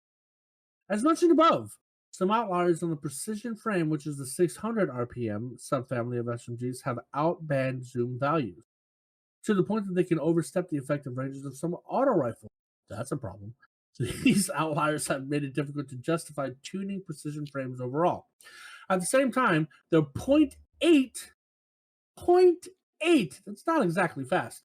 Optimal TTK makes them weak options against other SMGs, forcing them to rely on their high effective range and damage boosting perks in order to compensate. Lightweight frame SMGs currently overlap too much with adaptive frames, so we're making a very small change that will help differentiate them. In general, reduce damage fall off end. The distance at which damage dealt by the weapon in hip fire reaches its lowest point. Aiming down sights extends this distance by a factor of the zoom, from 24 meters to 23 meters across the board. Precision frame SMGs. They have increased the base damage from 16 to 17, and the crit damage goes from 22.4 to 23.8. That's almost 2% higher. Well, it's like 1.5% higher. Reduce the zoom of Shira's Wrath. That's a problem. That thing's a monster. Sorry. Well, no, it's a problem now. That's why they're reducing it. Right. Yeah, no, that's what I'm saying. So reduce the zoom of Shira's Wrath and Shira's Wrath Adept and friction fire from 16 to 15. And lastly, lightweight frame SMGs have reduced base damage from 11 to 10.85, and the crit damage from 18.2 to 17.9. Woo! big changes there, buddy. So yeah, I mean, the SMGs are like the auto rifles. You tweak them just a little bit, in each of those bullets, it adds up or it doesn't. Yeah. It's nice to see Shira's Wrath becoming less of a sniper rifle, maybe. Yeah, I've seen it kill ranges that I was like, damn. Like watching other YouTubers play, I was like, wow, that's crazy. Fusion rifles. Precision frame Precision frame fusion rifles have seen an uptick in usage since we buffed them to allow them to kill in 5 bolts, and they are sucking the air out of the room for other subfamilies due to their extremely high ease of use. The below change should make it slightly harder for players to maintain perfect vertical recoil without additional manual control of the bolt spread. So precision frame fusion rifles have reduced the effect of the intrinsic precision frame perk has on the recoil direction by 50%.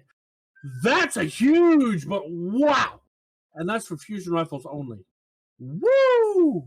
50% reduction in recoil direction. Yeah, and it's just the precision frames. So those are your Deliverance from Val the Disciple, your Snorri FR5, which is a world drop, Hollow Words, the Epicurean from the Derelict Leviathan, and the plug one from the Nightfalls, and the main ingredient, also Sir's ingredient, the one that he sold that everyone was using for a while, murdering everyone. So it's just the precision frames that got that. No other fusion rifles, just precisions on that list. Now here comes the part that I dread. Glaives. I know. They're nerfing glaives. Glaives have been difficult to counter when they have shield energy, but this change should address that. We will continue to keep an eye on glaive shield damage resistance in the future, especially when their improved hit registration changes come into effect in Season 19. What does this mean? It means they've reduced the glaive shield damage resistance versus players from 75 to 50%. That's a huge bump. So you actually have a chance maybe to kill somebody with a glaive now. Or you can use a glaive. Damage from player supers is unchanged at 50%. And damage from non-players is unchanged. Damage from non-players? So I guess PvE? Yeah, so would this be combatants, Bungie, or is this now a new category of thing we need to consider? Oh, stop changing your verbiage, Bungo. Anyway, so damage from non-players is still unchanged at 97.5. Sniper rifle. We've made several changes trying to make challenging a sniper rifle more feasible over the years. But ultimately, you failed. Sorry, that's not what it says. Ultimately, the way flinch works made this tricky to do in a way that didn't make them feel worse to use. Particularly in PvE. Under the hood, incoming damage causes a player's aim to deflect by an angle. Speaking of which, that's another thing that they just mentioned that I just realized, right? In PvE, if you got a sniper and you get hit at the moon for a half a second, right? Before your reticule comes back down in PvE. But in PvP, it's just a bump. It pops up, pops right back down again. If only I didn't even fix that. I hope they fix that soon. Wow, it's almost like we're talking about it.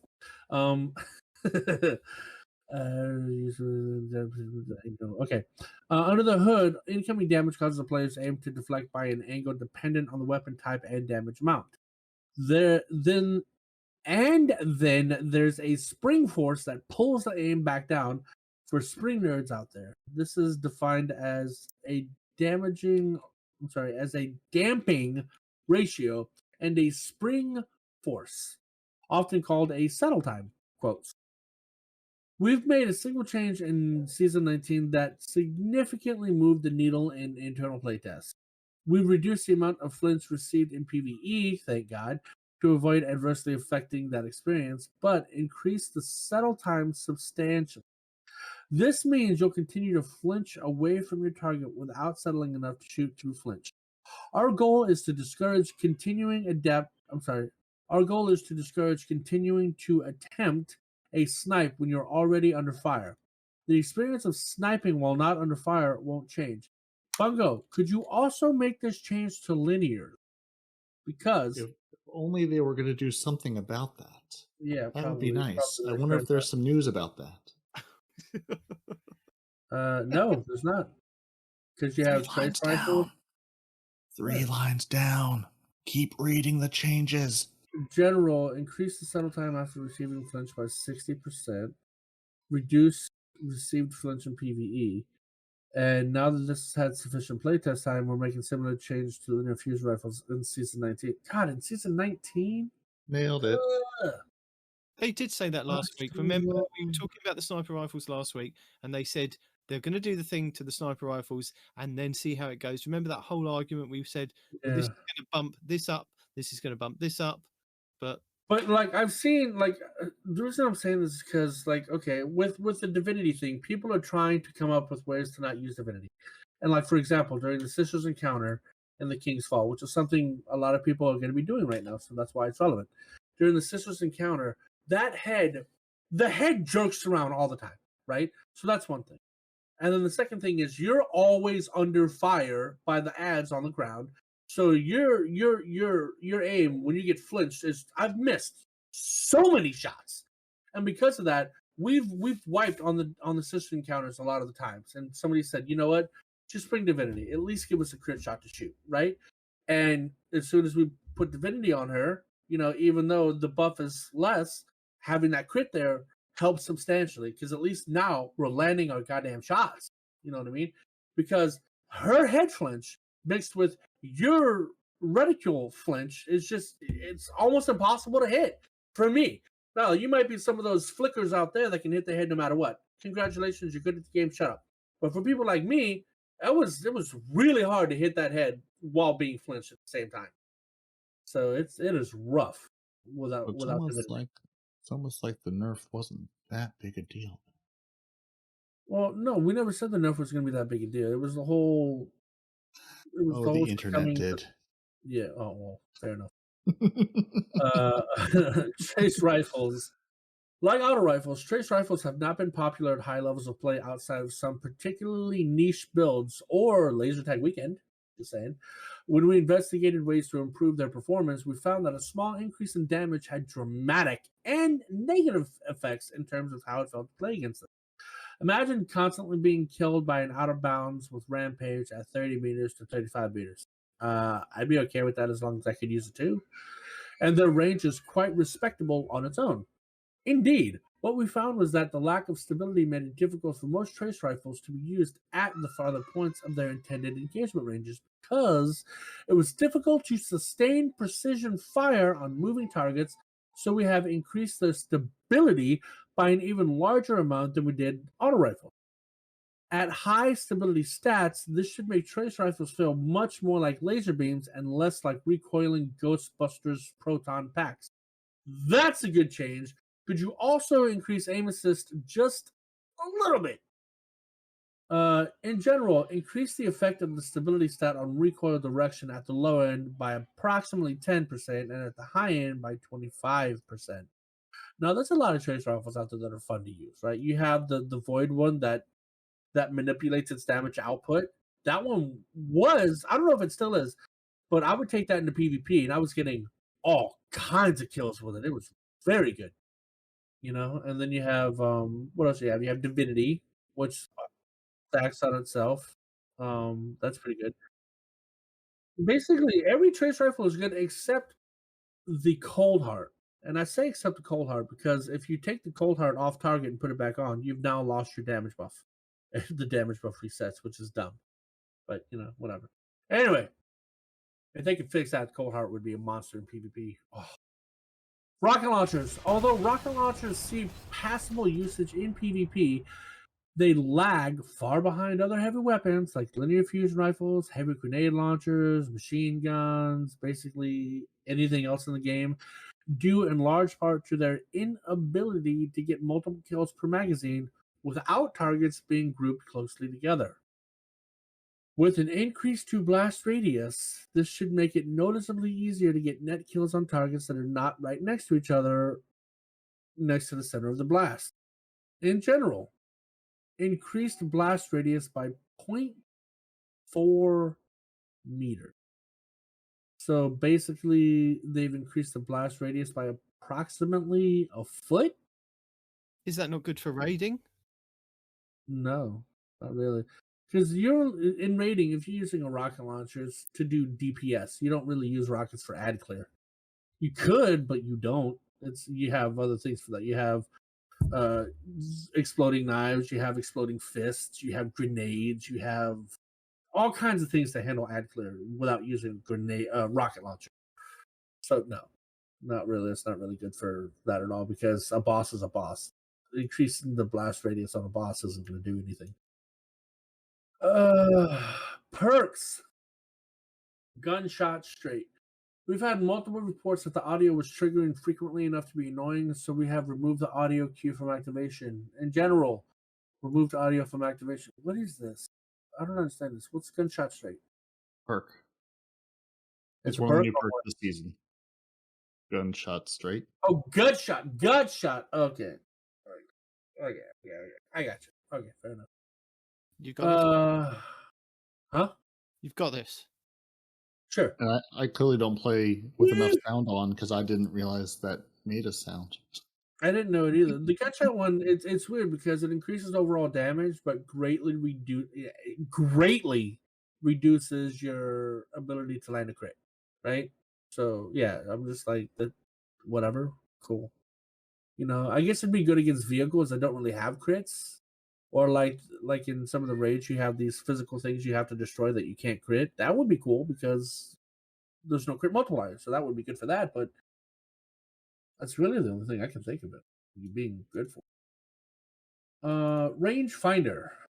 Rangefinder has long been one of the flat-out strongest perks in the game across multiple archetypes of weapons, due to how effective Zoom is at improving multiple aspects of weapon performance, combined with the fact that it has a neutral activator. It does not require getting a kill or dealing damage to activate.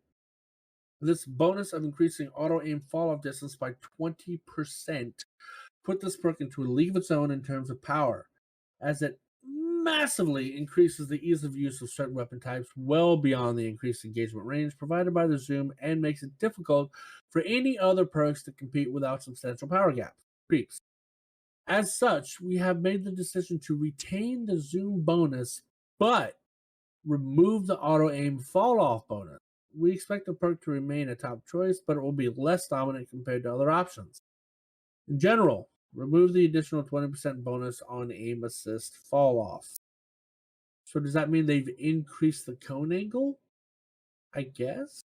By 20%? They've removed the bonus on aim assist fall off. Fallout! We need a video! Exotics. The Jade Rabbit. Jade Rabbit has a unique stat package compared to almost all other high-impact scout rifles in the game. So the fact that the Jade Rabbit is being addressed when the Jade Rabbit perk has been broken for years now, almost, right, is hilarious to me. So the Jade Rabbit has a unique stat package compared to almost all other high-impact scout rifles in the game, and has massively high aim assist and stability. The aim assist puts the weapon's ease of use well above what we find to be acceptable for a weapon with nearly unlimited range and fast optimal TTK.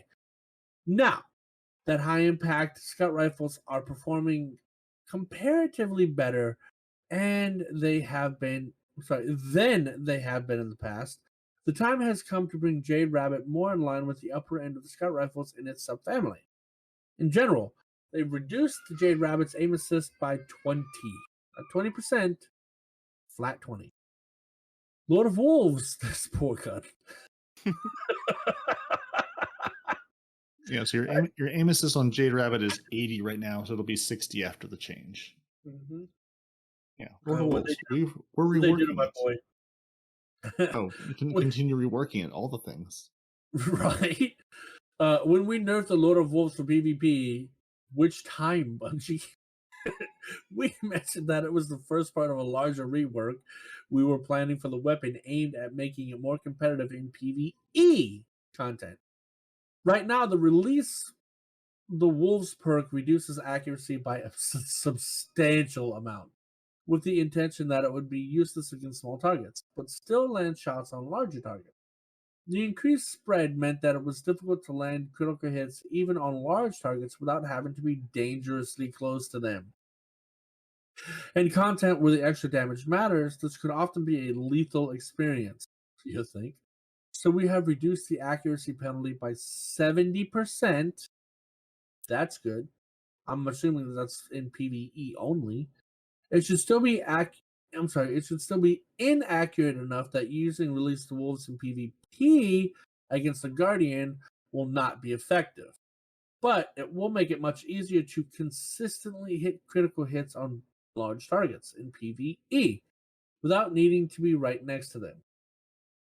When Release the Wolves is active, you have reduced aim down sight accuracy from 10 times to 3 times. They have removed the 25% universal base damage buff. Oof. They have added a 40% additional PvE damage buff. Yay. They've removed the 50% critical hit multiplier penalty. And they've added full auto as an intrinsic perk. Oh god, this poor guy. Yeah, but PvE's getting a buff. Yeah, but I mean, honestly, in PvE, Well, I still don't think it's gonna matter without you getting in stomping range, man. The thing Honestly. is, what's the other weapon that's exactly the well, not exactly The the Four same. Horsemen. Fourth Horseman. With the it's very similar to the Release the Wolves perk with the boom boom boom. That gun doesn't exist. No one's thought about that in years. No, but the thing about it is, Parody, is that gun, last I checked, has the highest DPS in the game. It is phenomenally strong. The problem is, in what scenario? Like in where are people boss using scenarios? In PvE, boss damage scenarios, right? Or large target damaging scenarios, whether it be a boss or a champion or whatever, right? If you stun a champion, that's gonna delete them in half a second. It's just so incredibly strong, just straight raw damage, right? The problem is you don't get a lot of rounds in general. You don't get a lot of rounds in the chamber, and you have to be in melee range to get the full damage out of this thing, right? Because it jumps. If you hold that trigger down, it jumps from being right in front of you to almost 90 degrees straight in the air by holding down the trigger. I mean, this thing is like riding a very angry bull. You know what I mean? But assuming you land all the shots, it is incredibly lethal. But again, you know, it sounds like they're trying to make it like a non-heavy version of the fourth. I'm sorry, Fourth Horseman is not heavy. They're trying to make it a more stable version of the Fourth Horseman, and at a slightly longer range, I guess. But whatever. I want them to fix Fourth Horseman that way it doesn't make you look in the sky every time you want to hold full auto on that on that beast. Okay, no time to explain. Everybody's favorite PvP pulse rifle. This gun has been dominant in PvP for much of the last season, topping the trials usage and kill charts week in and week out. However, we had to be careful in tuning this weapon because its dominance is not universal. This weapon sees over twice the usage and dramatically higher effectiveness on mouse and keyboard than it does on controller. For example, on mouse and keyboard, no time to explain, makes up 30% of all pulse rifle usage in PvP, and accounts for 31% of pulse rifle kills. On controller, it's only 12% of pulse rifle usage and only 12.5% pulse rifle kills. With mouse and key having higher stability, accuracy, and auto aim, two bursts from No Time to Explain are much easier to achieve in that sandbox. So we needed to tune it in a way that the difference was noticeable on mouse and keyboard, but did not ruin gun feel for controller players. At the same time, we also wanted skilled players to continue to be able to use the weapon effectively, while lowering the overall ease of use to make it more difficult to perform well with weapons. We tested several changes and decided on a significant reduction to the recoil direction stat, which spreads out the burst pattern a noticeable but not uncontrollable amount. Paired with a reduction in aim assist, we believe that the weapon will remain a viable option in high-level gameplay, but will still be less dominant compared to other weapons operating within the same range, especially given the changes to the whole pulse rifle archetype. So, Reduced recoil direction from 90 to 73. Ooh, and it had to be a 3? You couldn't make it like 70 or 75? Ew, that's an ugly number. And reduced aim assist stat from 45 to 40. No, look at the cone at a 73. The cone is like jeering off. You have a large cone, first of all, and it's like leaning to the left. Just, ew. Yeah. Come on, Bungo. And last but not least, Night Demon's favorite gun in the world, the Risk. It's not favorite gun in the whole world. His favorite gun, the Risk Runner, is a very niche weapon with a very niche strength. But 50% damage resistance in a PvP with a perk active is far out of band from where we would like the neutrally triggered damage resistance options to exist. We have reduced it down to 15%, which is still among the highest damage resistance options available, while at the same time making it less of a free win option versus other players who are using arc weapons. Reducing damage resistance versus players when arc superconductor is active from 50% to 15%. So PvP only change. Yep. And some future items. In addition to the items mentioned, in addition to the items mentioned in last week's TWAB, we wanted to make note of a few more things we're looking at and tuning in the next season, not necessarily at launch. Y'all hear that? Not necessarily at launch, just at some point in time in season 19. Special ammo linear fusion rifles, so Lorenz driver and arbalest. Auto aim reduction, yes. Flinch tuning, yes. Machine gun balancing, make them a better heavy option in PvP. Why? They're already good. Reduce the difference between them and other heavy weapons in PvE. How?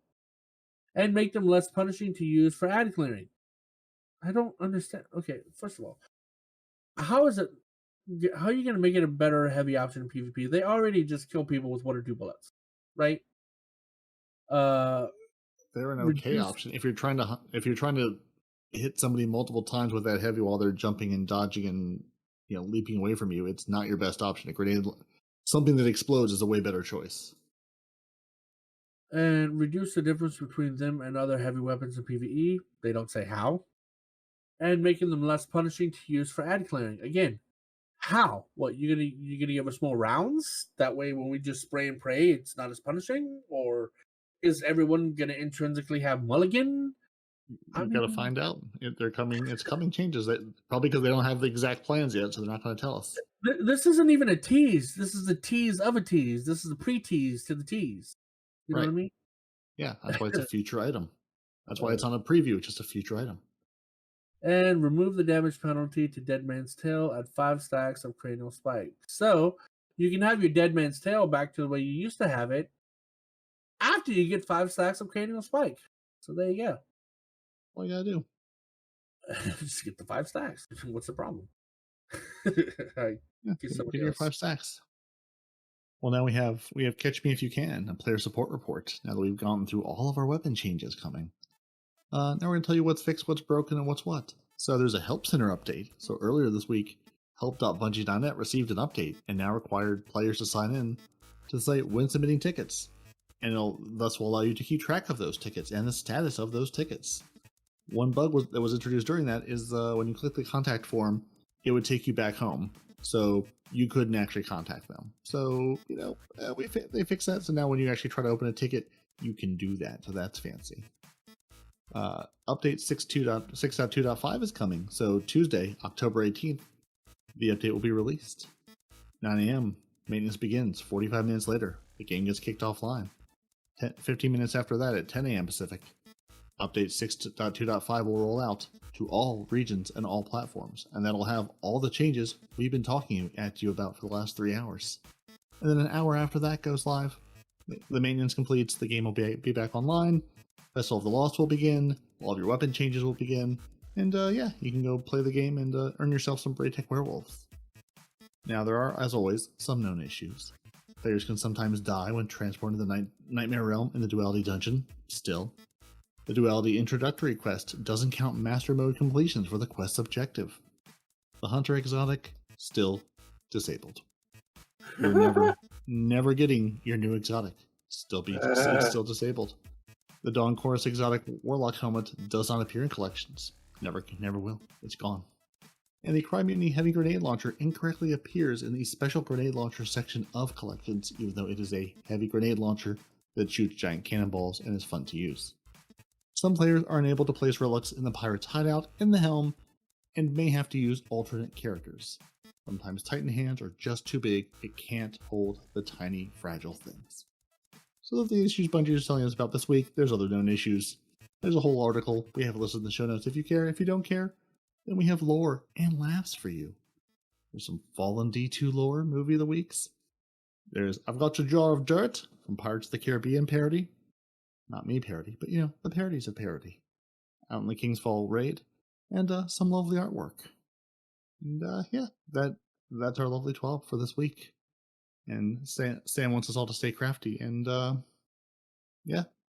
Festival of the Wall starts on Tuesday. Weapon changes come on Tuesday. But before Tuesday, well, I guess even though they didn't mention it, we did have a quick hotfix this week, which the entire community is convinced there's a secret floating around. Because we did get hotfix 6208, which really just says, this is a test. Please ignore. We are testing some new tech for a different type of hotfix. There are no hidden quests or things being added or changed. Seriously, trust us. If you want to go hunting, feel free. Don't come crying to us when you don't find anything. And DMG clarified on Twitter, it's, hey, we literally are just rolling out some new tech changes. Since there was no actual hotfix going live this week, this is that hotfix. The nothing hotfix. It may have a secret quest in it, but probably doesn't. Don't go crying to them when you can't find the secret quest. And now, do we have a report? I mean, I know we have a report. It's a small report, because most of the report this week was people being convinced there is a secret quest. Ooh, there's a respawn roundup.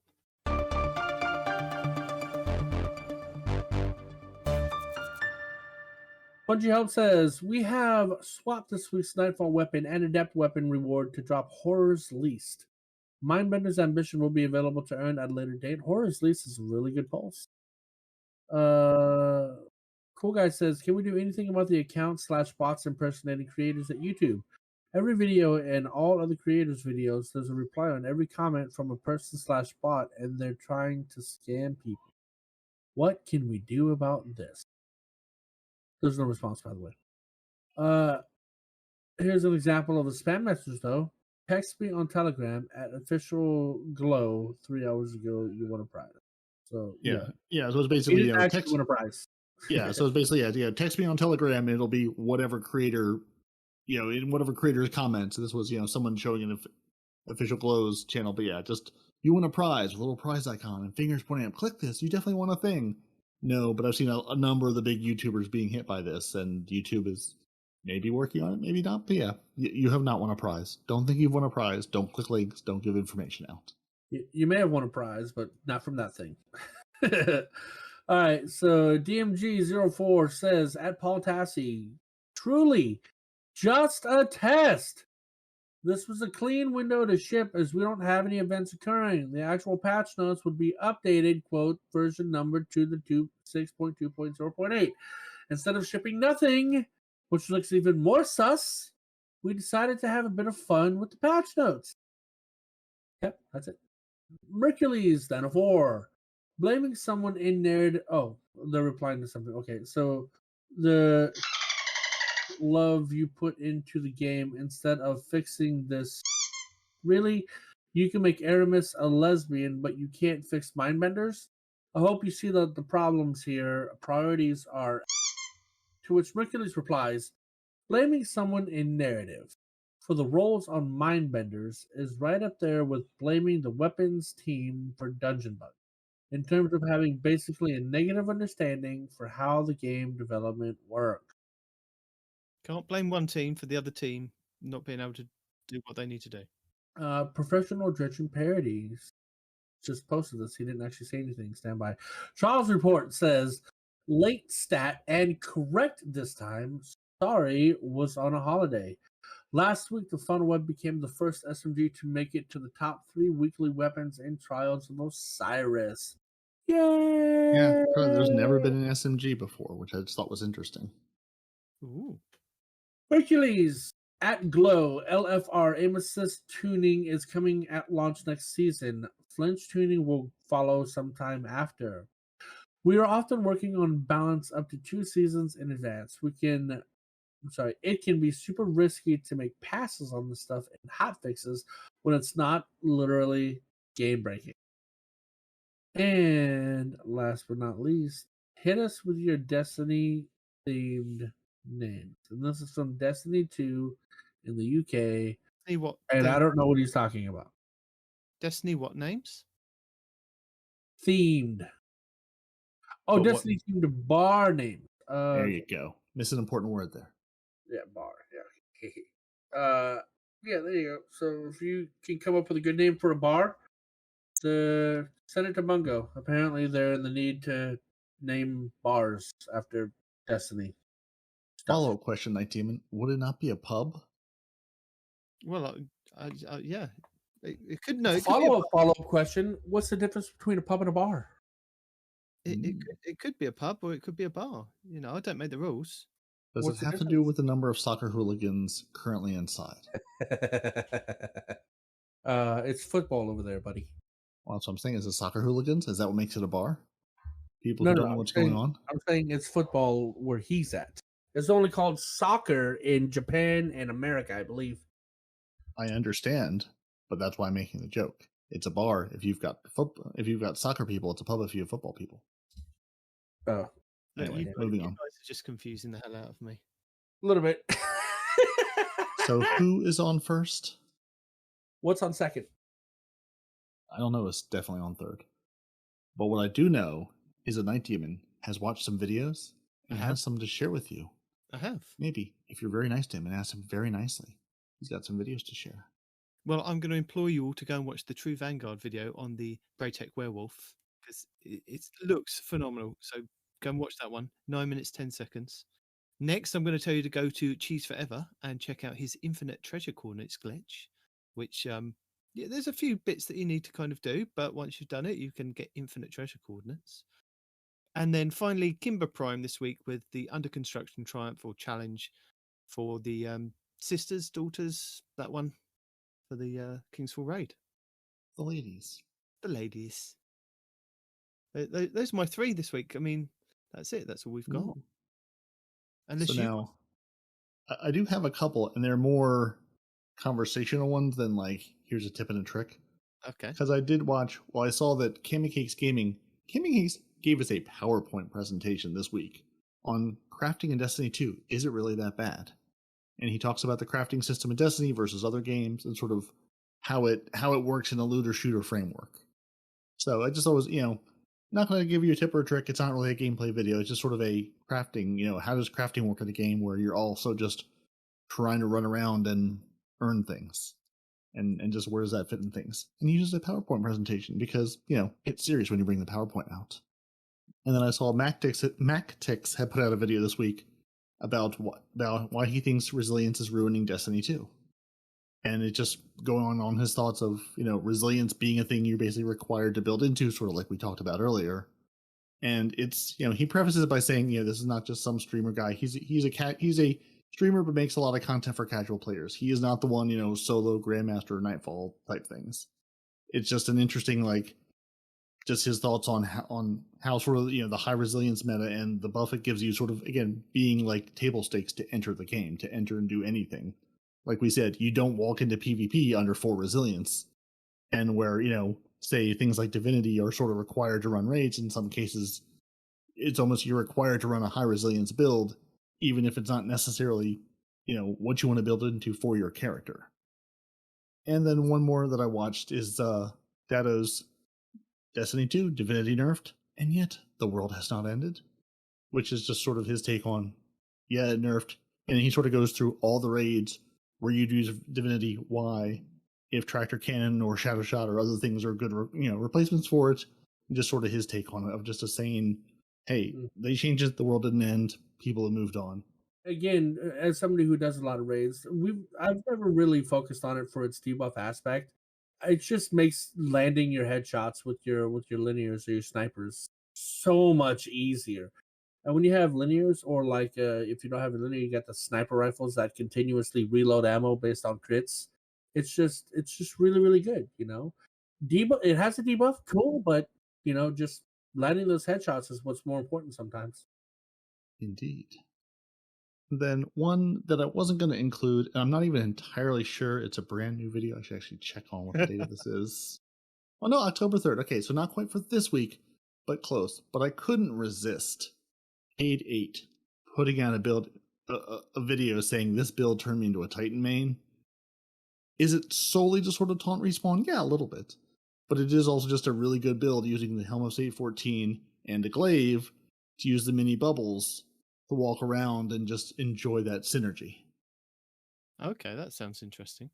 Yeah, it was actually, to be honest, I love the Helmos 814, and I absolutely love the ornament they have of like Saint as the monster. So I've been looking for a reason and a build to go use with the Helmos 814. So this may be why I stumbled across this one this week. I've got a solution. I'm looking for a problem to solve it with. And then that's it. I watched a number of things, but it blinds people that walk into your bubble, right? That's what the helmet does. Yeah.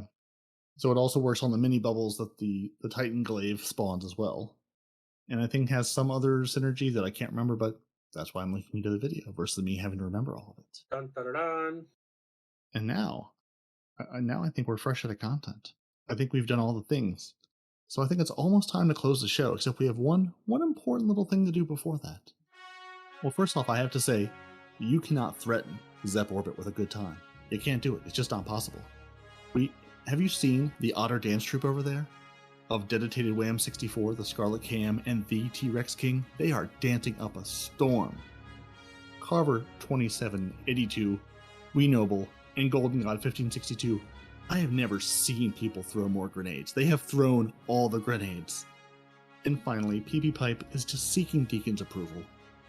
And we appreciate all of these glorious people. And if you have no idea what any of those words just meant, these are our lovely patrons over at patreon.com/TTAH who support the show and help us do what we do and, allow us to make this beautiful show for you and are giving us all sorts of fun and exciting ideas and maybe a fancy logo, fancy emblem, so you too can have a neon sign to wear proudly as you run throughout the game, throwing your grenades, dancing your dances, and threatening people with good times. I don't know if it'll help you seek Deacon's approval. That's really up to her. But, you can hope so.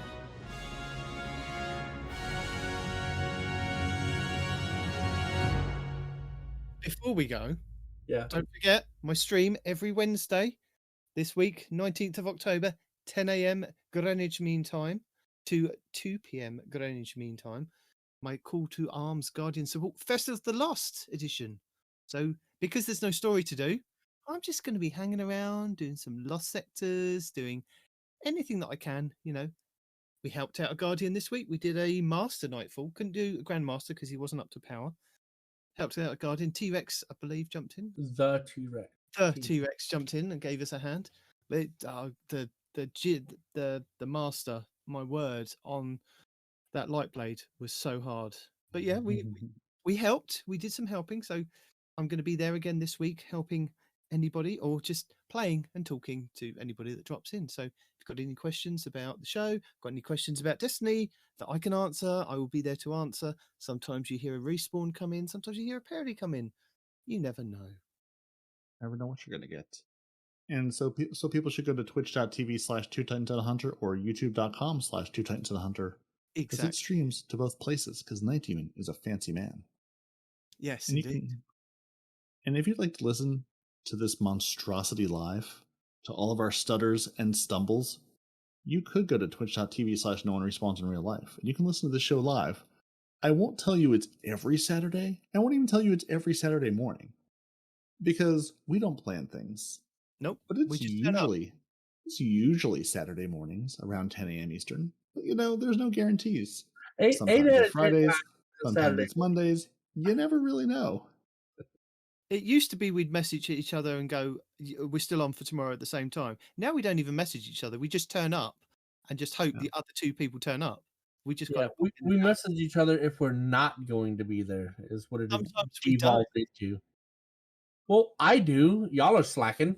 Sometimes But I let you know when I'm not At going to this be point, at this point in this marriage, we're all just the old married couple, just going, "See you on Tuesday." Yep. And we'll just be there. That's just how it happens. Yeah. And don't forget, we've got our charity streams coming up in a couple of weeks. Hopefully, the week after, I believe it's going to be about the 26th of October. So just before Halloween, aiming to get our stream up for running the kids through a raid with Respawn. So if you want to jump in and say hi and sponsor our charity, which is the Andy's Man's Club. If anybody remembers? Club, yes, sir. Yeah. It Yeah, was, Andy's wasn't it? Man's Club, the UK based or England based mental health organization, something along those lines. Okay, so not this coming week, not Festival of the Lost Week 1, but Festival of the Lost Week 2. So 2 weeks as you listen to this. So next weekend, I'll hopefully have all the details ironed out so that you can join us. But I'm still putting it in your brains there, so just keeping it in there. So if you missed last week, me telling you about it, we're doing a charity stream or several charity streams, and I'm going to see if I can get my kids through a raid, which is going to be impossible, I think, because it depends on what raid. I'm feeling Vault of Glass is too easy, and King's Fall might be a bit too hard. You never know. Kids are kids. Hold on. Whoa. You think Glass is easy and King's Fall is hard? Easier compared to King's Fall. I would disagree, but okay. For getting newer players through it. Yes, for bringing people who are lower light and have never done it before. Mm-hmm. Okay. And I'm thinking free raids, Noble. That's the problem. I'm not paying for all the content on all their Xboxes. Only doing the free raids or free dungeons. I can't afford to keep paying for all these different DLCs on all the consoles. I get the DLC on the consoles. For charity, though. I mean, that's why we have the Patreon, right? To do things like that. So what I'm hearing is we need to put a patron goal together. So when we hit a certain amount, then 19 will buy the content for the children. Add that to your fancy little overlay. This much money.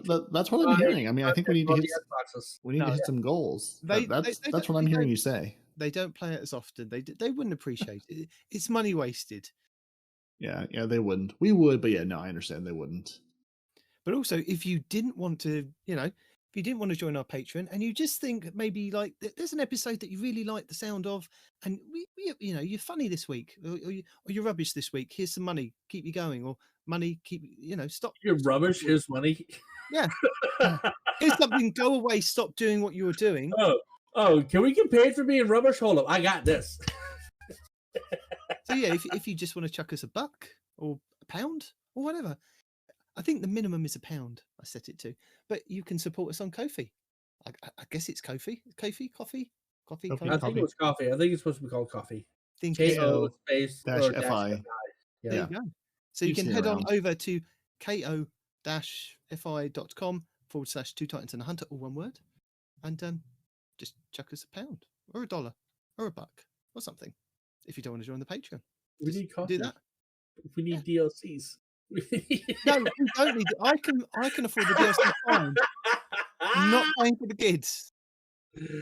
Oh god! But what we are saying, DLC, obviously. But this is also a perfect place if you're like, I would like to see Respawn go and attempt this hard thing, or I we will do stupid hard things and do our best to stream them. We will turn tricks for tips. Is basically what I'm saying. If you go to Coffee and you're like, here's some money, I want to see you do a thing and watch you fail, or do a thing and I'll give you a little donation for it.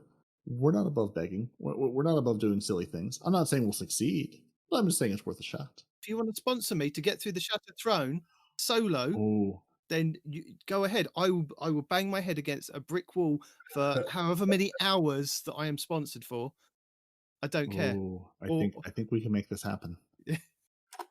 People are already talking about crap they want me to do. Why am I the target here? Why am I being picked? You're an easy target. Because you're the one who wants to have an army. You just have to make sure the army doesn't turn on you. I mean, the first thing before you even finish your sentence, I want Respawn to do a full page of bounties. What? Why am I involved here? So yeah, I think this needs to happen. I mean, I think this is perfect. I think we've created the monster. We let the monster loose, and then we see what happens. Mhm. Maybe the villagers riot. Maybe there's pitchforks and torches involved. Maybe it all works out great. Then you've got to make it so that whenever they do the donations, there's a way for them to say what it's for, right? Well, if you go to coffee.com/2titansandahunter, you can leave your name or nickname along with your amount and a message, private or not. So if you would like to send a private message, now Night Demon will see all of your messages, so don't think you're going to sneak something by him. But you can absolutely sneak something by Respawn or I by going to Coffee and saying, I want to see Respawn do a thing. Here's some money. Let's make it happen. We will make it happen. And or at least do our best. And we got to have some goals here, okay? You can't just give $1 and say, "Hey, I want Respawn to go play Trials for 4 hours." No. No, that's the goal. That's a definite goal there. Not for $1. Why not? I'm not dedicating 4 hours of Trials hell for $1. That's at least a $5 or a $10 thing, right? $1 an hour minimum. So Respawn has set his price. Do with this information as you see fit. I said minimum. Go higher than that. $20. I don't know. It's God damn it. Trial sucks. I think now that we've come completely off the rails, I need some coffee. And I'm going to tell you fine people, thank you for joining us. Your Titans are parody of Night Demon. Your Hunters, plural, is No One Respawn to Real Life, and Madame Respawn, here with her Brazilian special report. If you'd like to hear more special reports, or whatever, just have feedback for the show, you should email 2titansandahunter@hotmail.com. We're on Twitter at the number 2 Titans_Hunter. We're also on Instagram, Facebook, YouTube, and really everywhere as 2 Titans and a Hunter, all spelled out. No ampersands, no numbers, just all the words smashed together all in a row. You can find your favorite Guardians dancing in the tower, throwing grenades, and trying their best pirate voices. Love it or hate it, we're going to do our best. You should listen to the show on Apple Podcasts, Google Play, Spotify, and everywhere fine podcasts are sold. Watch the show on YouTube. You can go to 2titansandahunter.com. Thanks to right to our lovely pages, it has the RSS feed, and everywhere you can find the show. And if you want to join the Otter Dance Troupe, threaten us with a good time, or if you're seeking Deacon's approval, you should join the Patreon at patreon.com/TTAH. Or as Mr. Night Demon has said, if you just want to see us do a thing, or say, I'm not looking for a long-term commitment, but here's a buck, I'll throw it your way. Coffee.com/2titansandahunter. That's ko-fi.com. And thank you again to our patrons. Thank you again to Luna for our lovely Brazilian roving reporter. And thank you, Night Demon. Thank you, Respawn, for making all of this lovely show happen for the last 195 episodes. Upward and onward. And I'll see you guys next week. Say goodbye to the people. Later, Badare, and deuces. Bye.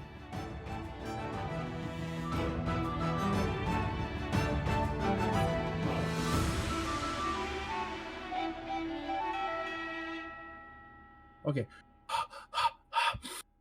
And action.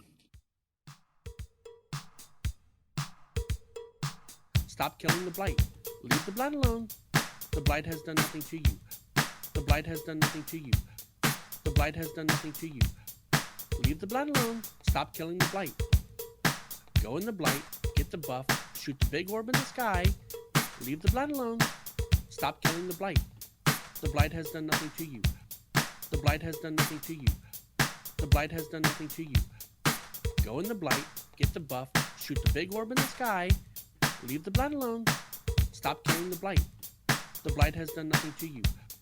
The Blight has done nothing to you. The Blight has done nothing to you. Go back in the Blight. Get the buff. Shoot the big orb in the sky. Leave the Blight alone.